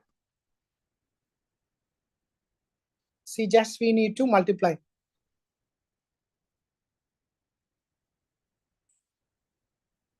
It is like 246.4. Just we need to multiply with 1000. Okay. So, and over here, we need to convert this into centimeter. Okay. So we are doing in terms of centimeter cube. So it will be helpful for us, easy to solve. So liters, I just converted into centimeter cube. So 1 liter is equal to 10,000 centimeter cube. So meter, I just converted this meter into 400 centimeters. Okay. So now onwards, over here, another 1000, another 400. So, okay. So after canceling all these things, you will be getting 196 over here. Okay. Even though after canceling all this, you will be getting 196 over here, and radius is 14 centimeter and diameter is 28 centimeter. Okay. Diameter is 28 centimeter. So now we can look into the answers. So 28 centimeter, how many meters is 28 centimeter? 0.28 meter.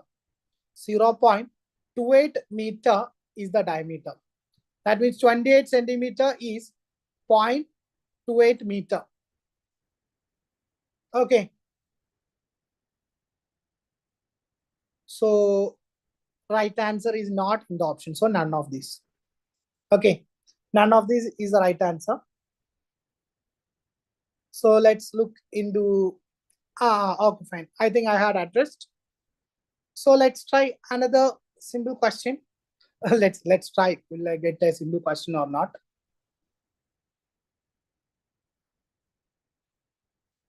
Yeah, fine.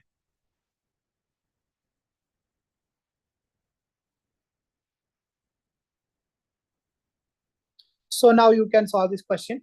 The internal measurements of a box with the lid are 115 into 75 into 735 centimeter cube. See, a typo, centimeter cube. And the wood of which it is made is 2.5 centimeter thick. Find the volume of the wood. This is the question.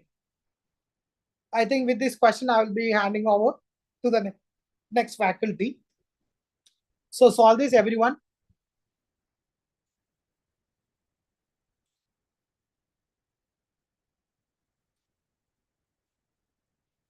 So using this time, you can solve.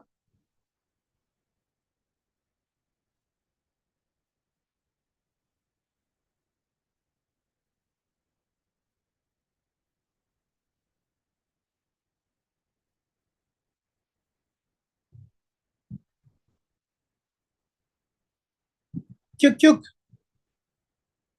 See, I know a lot of calculations are there. Anyhow, you need to improve your speeds.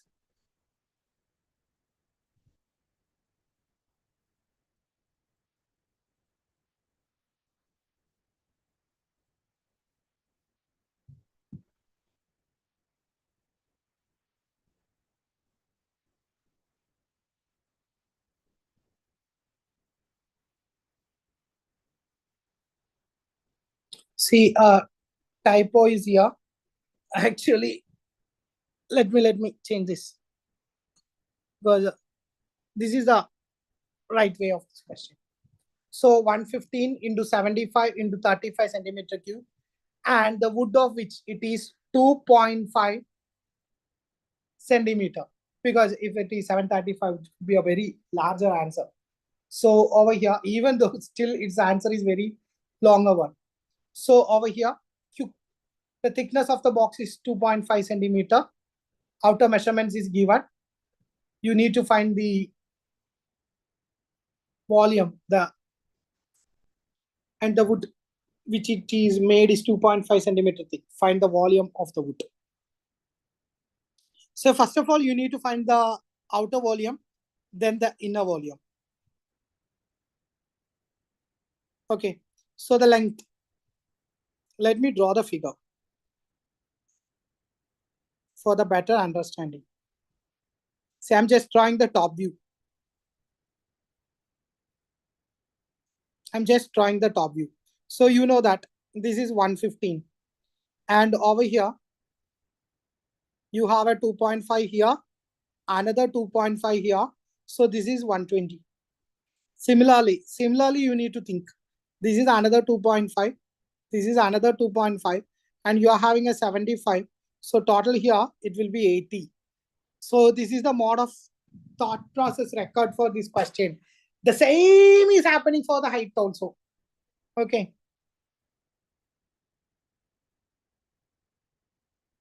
Okay. So outer volume, that is 120 into 80 into 40. Okay, you can solve it.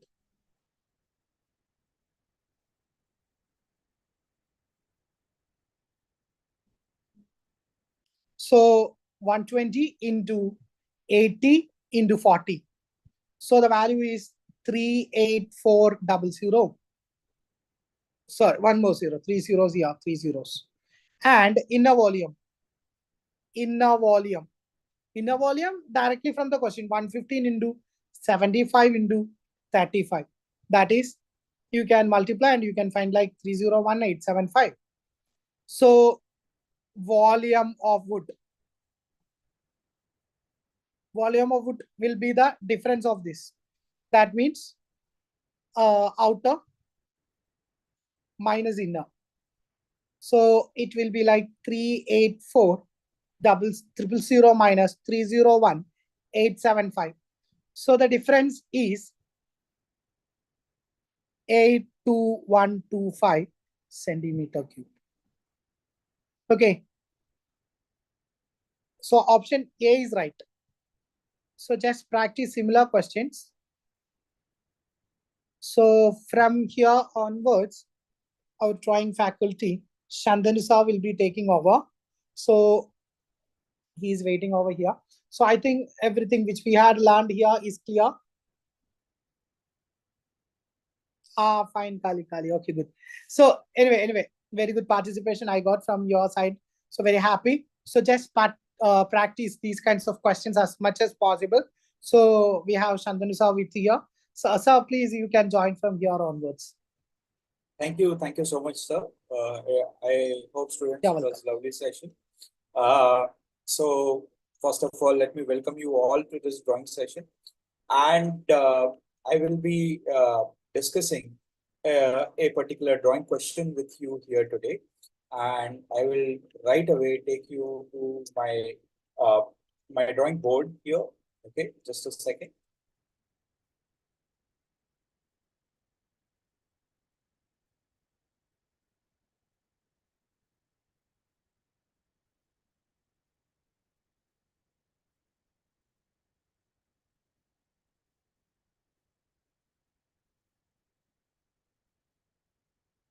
Okay, I hope my drawing board is visible to all of you, and what I'm trying to draw over here is visible to all of you. Okay, fine. So it's a very interesting question. So I'm Shantanu Shaluke, architect and a designer, and we'll be discussing about this particular question that we are seeing flashing on my screen right now. So it is relative to creating a still life composition, considering a beetroot, carrot, wooden cutting board, and a knife. Okay, and we can build something really interesting out of this. So when you're willing to when you're starting with such kind of a questions, always remember that you are uh, basically starting with the basic forms, right? If you are not thinking about the details, don't consider them just as a beetroot or carrot. Consider them as a simple basic forms, and your job would be quite easier. So what we will try to do here is, first of all, we will try to discuss the forms and we'll try to draw them, and we can create interesting composition. So carrot is probably, it's like conical, obviously a long conical. Draw the internal geometries, so probably you are able to understand what it looks like. Probably it has interesting transitions like this, while beetroot is something probably okay, and it looks like this. So basically it has a form of hemispherical or little bit elliptical. If you look into the transitions of the form, it looks like this. So the moment when we have this sort of a transitions in front of us, we will be able to build an interesting composition, as well as we would be able to draw them in any form, any particular format, right? So what I'm going to do is, let's keep this drawing as, just these are rough drawing though, but let's keep them for our understanding. Okay, fine. So let's begin. So now I'm going to make an interesting composition out of this. Okay. And you can, like, probably we have supposed to create a appropriate texture and a shadow as well. Okay. So now what I'm going to do is, first of all, let's try to create a interesting composition out of this. So probably I will be discussing a carrot somewhere in this direction, maybe. Okay, let's try to first of all create a direction axis. Okay, and draw this lighter. I am drawing it darker so that you guys are able to see this. And maybe what we have here is a bit. Okay, so a composition would be interesting, like, and probably the knife is maybe kept over here. Fine, we are just thinking about the forms right now. But what if, like, this is still a very static composition? Probably if we maybe think about cutting this beetroot into half, and let's consider maybe another half is just kept over here, right? It would be very interesting to see. Probably activity can be defined by the subjects that are given to us, which are obviously a composition with a drawing. And maybe what we can simply do is, like maybe they are kept on a chopping board, the wooden cutting board, and maybe we can create an interesting composition, right? So probably this is my rough sketch, and my thumbnail or this uh, rough sketch would help me deliver something interesting. Now we are just discussing certain things about this particular form, but imagine like if we are able to draw the shadows too, the form itself will become more interesting. Now I'm taking this off from here. Maybe this is my, like a larger form over here, which is a beetroot, which is now cut into a half. We don't know like in which direction it is cut, but I'm thinking like, and this part is particularly kept over here. Okay, so let's go ahead and think about this. So this is my basic understanding of this. A simple knife, maybe, first you draw the basic formats and, like you can, whatever or however complex it is, you would be simply be able to, maybe draw it from this. Like, and it's a fruit cutting knife, maybe. Okay, and we can still draw. And I'm purposely drawing it more three-dimensional, more dynamic, and that is what we are supposed to do. Maybe now I can introduce the texture a little bit. Okay, maybe now I can also think about the form of this. So now what I can do is I can keep this, since this is my base sketch, which is, for example, I have drawn it lighter. Okay, now I am going to introduce quite the detailed form once this is done. Okay, and maybe this is the character. Obviously, it is not have observed, right? So it is somewhere over here. I'm gonna leave it at this particular stage, and maybe what we can do is like beetroot is cut into half, but beetroot has a certainly a very interesting character when you probably, and it is also has a random shapes, right? So maybe I'm just thinking about the form a little bit. Okay, we will keep it right now over here. Maybe the half of the beetroot, it is cut and placed little upside down, like diagonally over here. Okay, with maybe something like this. And we can add this over here. And which looks like this. Okay, fine. So this is what we have drawn. This is too straight. Like probably I will try to add a little bit more of a diagonal knife over here. Maybe so that it is slightly closer to this. So there is a lesser proximity, and that relativity, right? So that they are closely associated with each other. Understanding some shapes, probably this is just a grip to hold things. Okay. Now knife holder, knife comes out of this, right?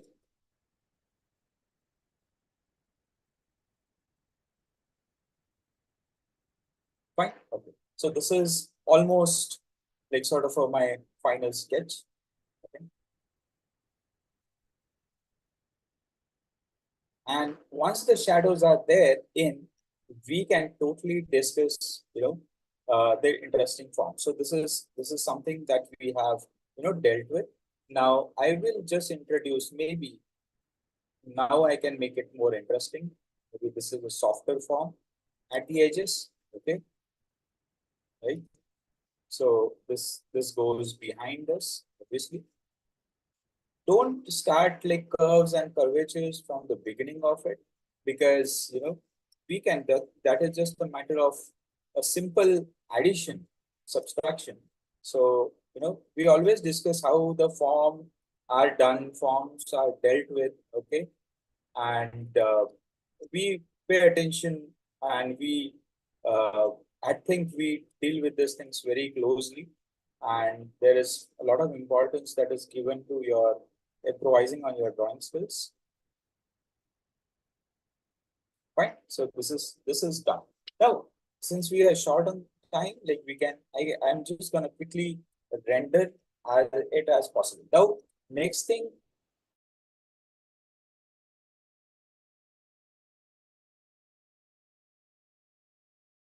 which we are able to see things, with which I'm able to read things. Okay, so I'm gonna start with this right now. Probably it hardly makes any sense, but now I'm thinking that light is quite down. Like you can make a plan of things. Maybe these are objects are kept. Light is somewhere quite down, so longer shadows are casted. It's like nice dramatic evening light. Okay, so let's keep this thumbnail as well. Okay, now since light is falling from this side, it is gonna hit the surface over here. Okay, now I can do is like maybe even if we keep this little lighter and we can introduce some darker values. But what we should do is like before we go ahead, let's block the shadows. Okay, now since it is from this side, okay, you see the shadows are gonna be something quite longer. Maybe it will even go over this side. The shadow of this beetroot probably is gonna be casted longer like this. Since it is flat on the other side, we are not bothered with. So we are smartly placing it, maybe the shadow of this, like if you understand and draw the internal geometry of this is gonna be somewhere over here. The shadows would be casted something like this. Obviously they would go beyond and would be seen somewhere over here. Right? Sorry, over slightly over here. And obviously the knife is quite closer, so the shadows we would see is quite darker. And it is tilted slightly, so we would be seeing shadows something like this. I'm just gonna block these values at this moment, at this stage. Okay, so this is where we will be dealing with the shadow of this object. And since it is sharper element, sharper shadows are expected out of this. Okay, so this is the basic composition. So before you move into something else, drawing, like first of all, place, because placing simpler objects like this and this is a easier task rather than dealing with things once the things are finalized. Okay, so I am spending good enough time on sketch. We still have 15 minutes to render this properly, but what we have done is we have quickly has been associated with our composition. Now, next part is I am going to render it and I'm not going to shade it. Okay, like because pencil shading like this, it takes a lot of a time. So I am going to use a interesting method, like say a cross hatching. So where I am also able to showcase the contour of the form, I'm able to show the possibilities better. So what I'm going to deal with is simple contour system. Okay. So this is like if light is falling from here, so obviously light is going to hit this part, the maximum, the top of it, and the bottom would have the shadow. Okay, fine. So let's understand this. So shadow part, I'm going to start with lighter values. Okay, I'm gonna understand because it's a circular form. So I'm just using just one pencil. I'm trying to do it more like the physical way. I'm trying to emulate how you guys can deal with this particular way of drawing, the way you draw on paper. Okay, even though I'm drawing digitally, I'm trying to emulate as the physical medium. So just so that you can pick it up. See, I'm just creating, and even though you think it is time consuming, it is not. Cross hatching is quite faster, easier, convenient, and you can manipulate, or manipulating is like a quite stronger word to say, is you can keep emphasizing, keep enhancing the values better. Okay. Now you see, we can still, now there are a lot of surface areas on carrot, like maybe like this. So there are undulations also. So the undulations which are on the back side will definitely take shadows, and the front would be hit by light. Okay, fine. So similarly, now I'm trying to understand the shadow part of it. Shadows they go closer, they would be sharper. Okay, sharper and darker too. So first I'm laying, always start from your lighter values. Okay, now there is this value also.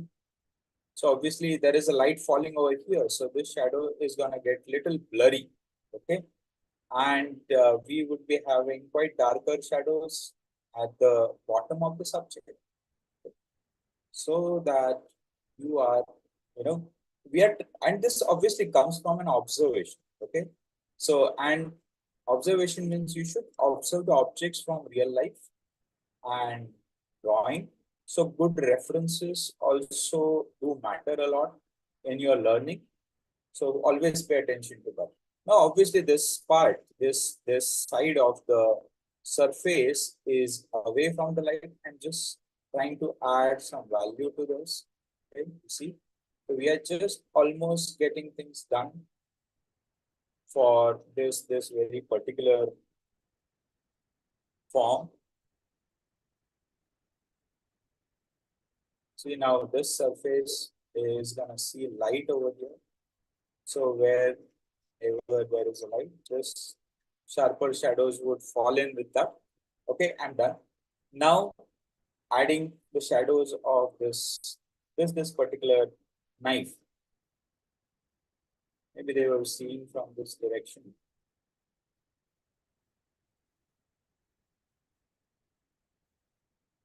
Okay, obviously you see this particular part would also have some darker shadows.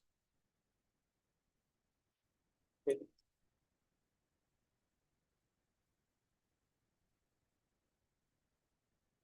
Drawing the knife. Okay, knife is also like, and if you feel it is, you can just rotate the paper. Maybe a little bit of values,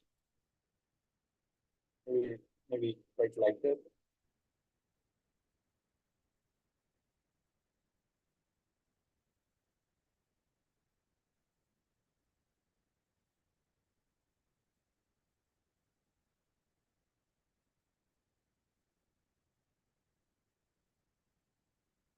Okay, just selecting some lighter values to be added to this. Slightly darker. Okay, so this is done. Now, obviously, maybe this has a very different color. For example, this is flat. So I'm showing the flat unit to this. Okay, maybe introducing some crisp highlight over this. Over the period of use, such tools tend to get very shiny, sharper, right? Sharper edges to this.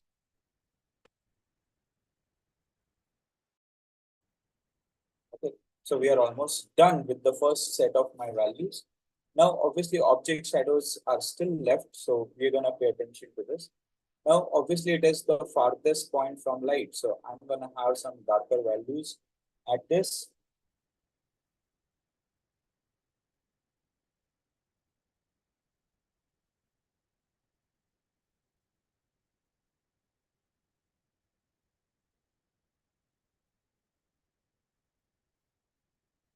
Just a moment. So I'm trying to fix the, see, this is gonna hit by the darker values. Okay, this side. Just trying to add as, so there is a light and maybe reflection. We can add just the quicker values over here. And I'm gonna keep the set, maybe some highlight over here. And obviously it is a beetroot, so it would be a diffused sort of a, and wherever it is touching the carrot, maybe over here. But the carrot as well as the beetroot at this stage would share the darkest values. Okay. Now, as a part, the bottommost shadows are the darkest one, like here, as it is the absence of light. So we often discuss how to pay attention and, to rendering techniques with a very logical establishment. Okay, fine. So this is going to be the darkest as Z part. Occlusion shadows would be obviously way too darker. Now this is the next set of closer shadows, which is obviously going to be darker.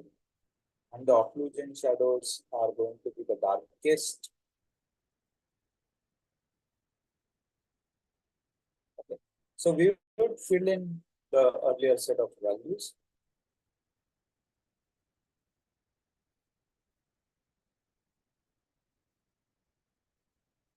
Okay. The shadows here for this other half.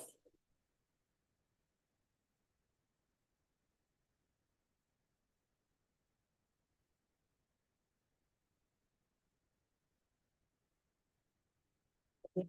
See, so we are almost there. You know? We can keep on. And best way to judge like what you are trying to do is getting in a good direction is turn the page and see it. Okay.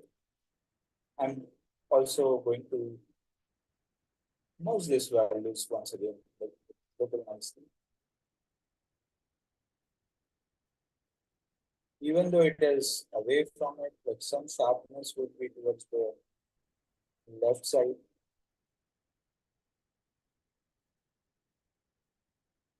I'm not bothered with what color it is. I'm bothered with its form. Okay. We're almost done.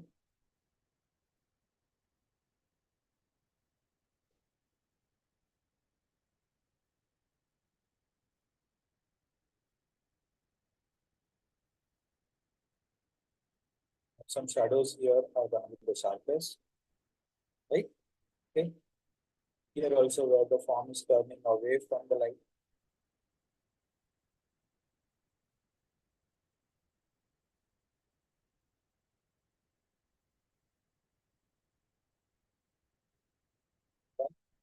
Now, this particular like form would show some interesting highlight.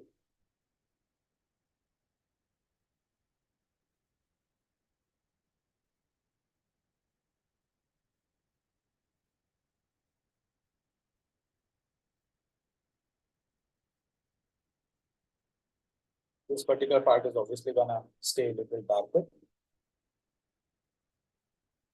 Okay. Now paying attention to this particular form once again.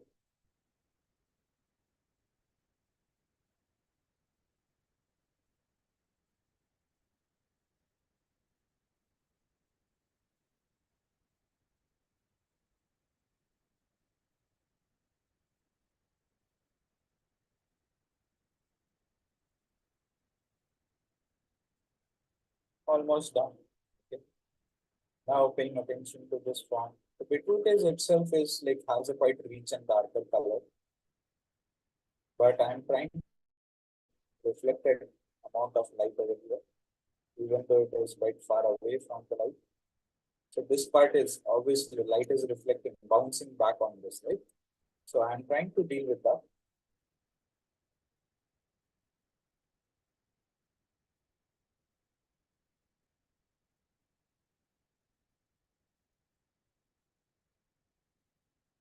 So now done.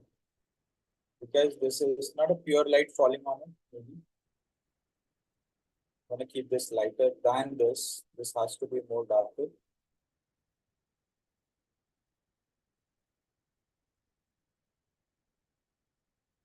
And you'd see like obviously this should be darkest as perfectly away from the light.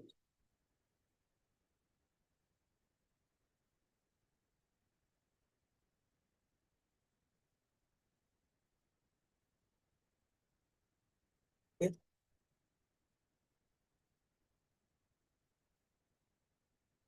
This up a little.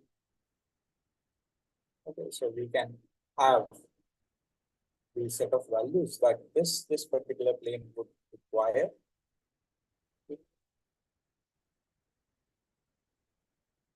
Sorry, guys.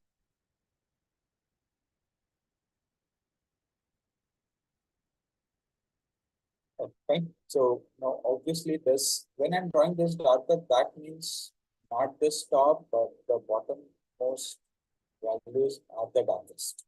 And then only this particular part, which is bright, can be drawn with such a intense. Just drawing few, like even though it is like the red in color or in the dark wine color, uh, I'm gonna I'm gonna understand this as still a reflected sort of a area well, because then only we will be able to understand the surfaces. Okay, I see this is moving away from light.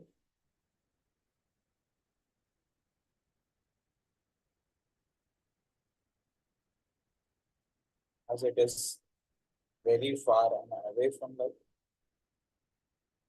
we can have dark waves.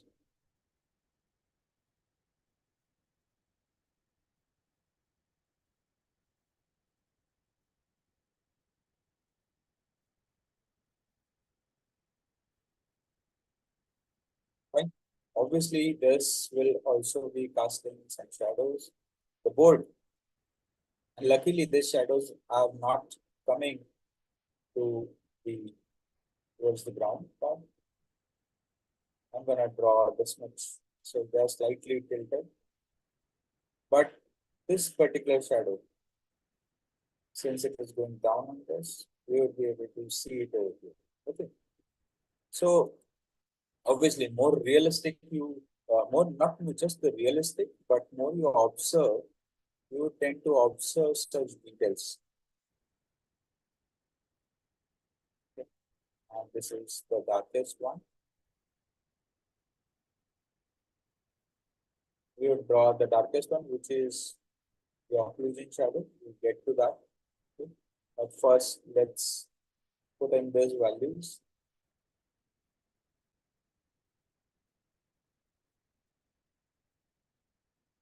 I'm gonna add this set of occlusion shadows over here.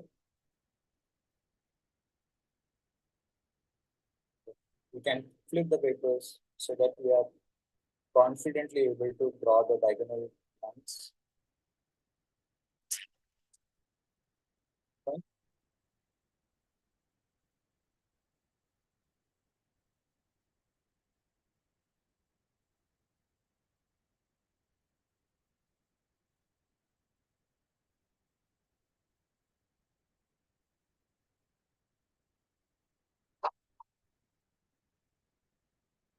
Okay. And so we are done. Okay. So this is how we can simplify entities, elements over here. And this is how you deal with such type of questions. More observation, more realistic approach would definitely help you better. Okay. So I think I'm done here. I hope you enjoyed the session. This is B. Shantanu. And I coordinate with all the analytical and physical drawing skill part.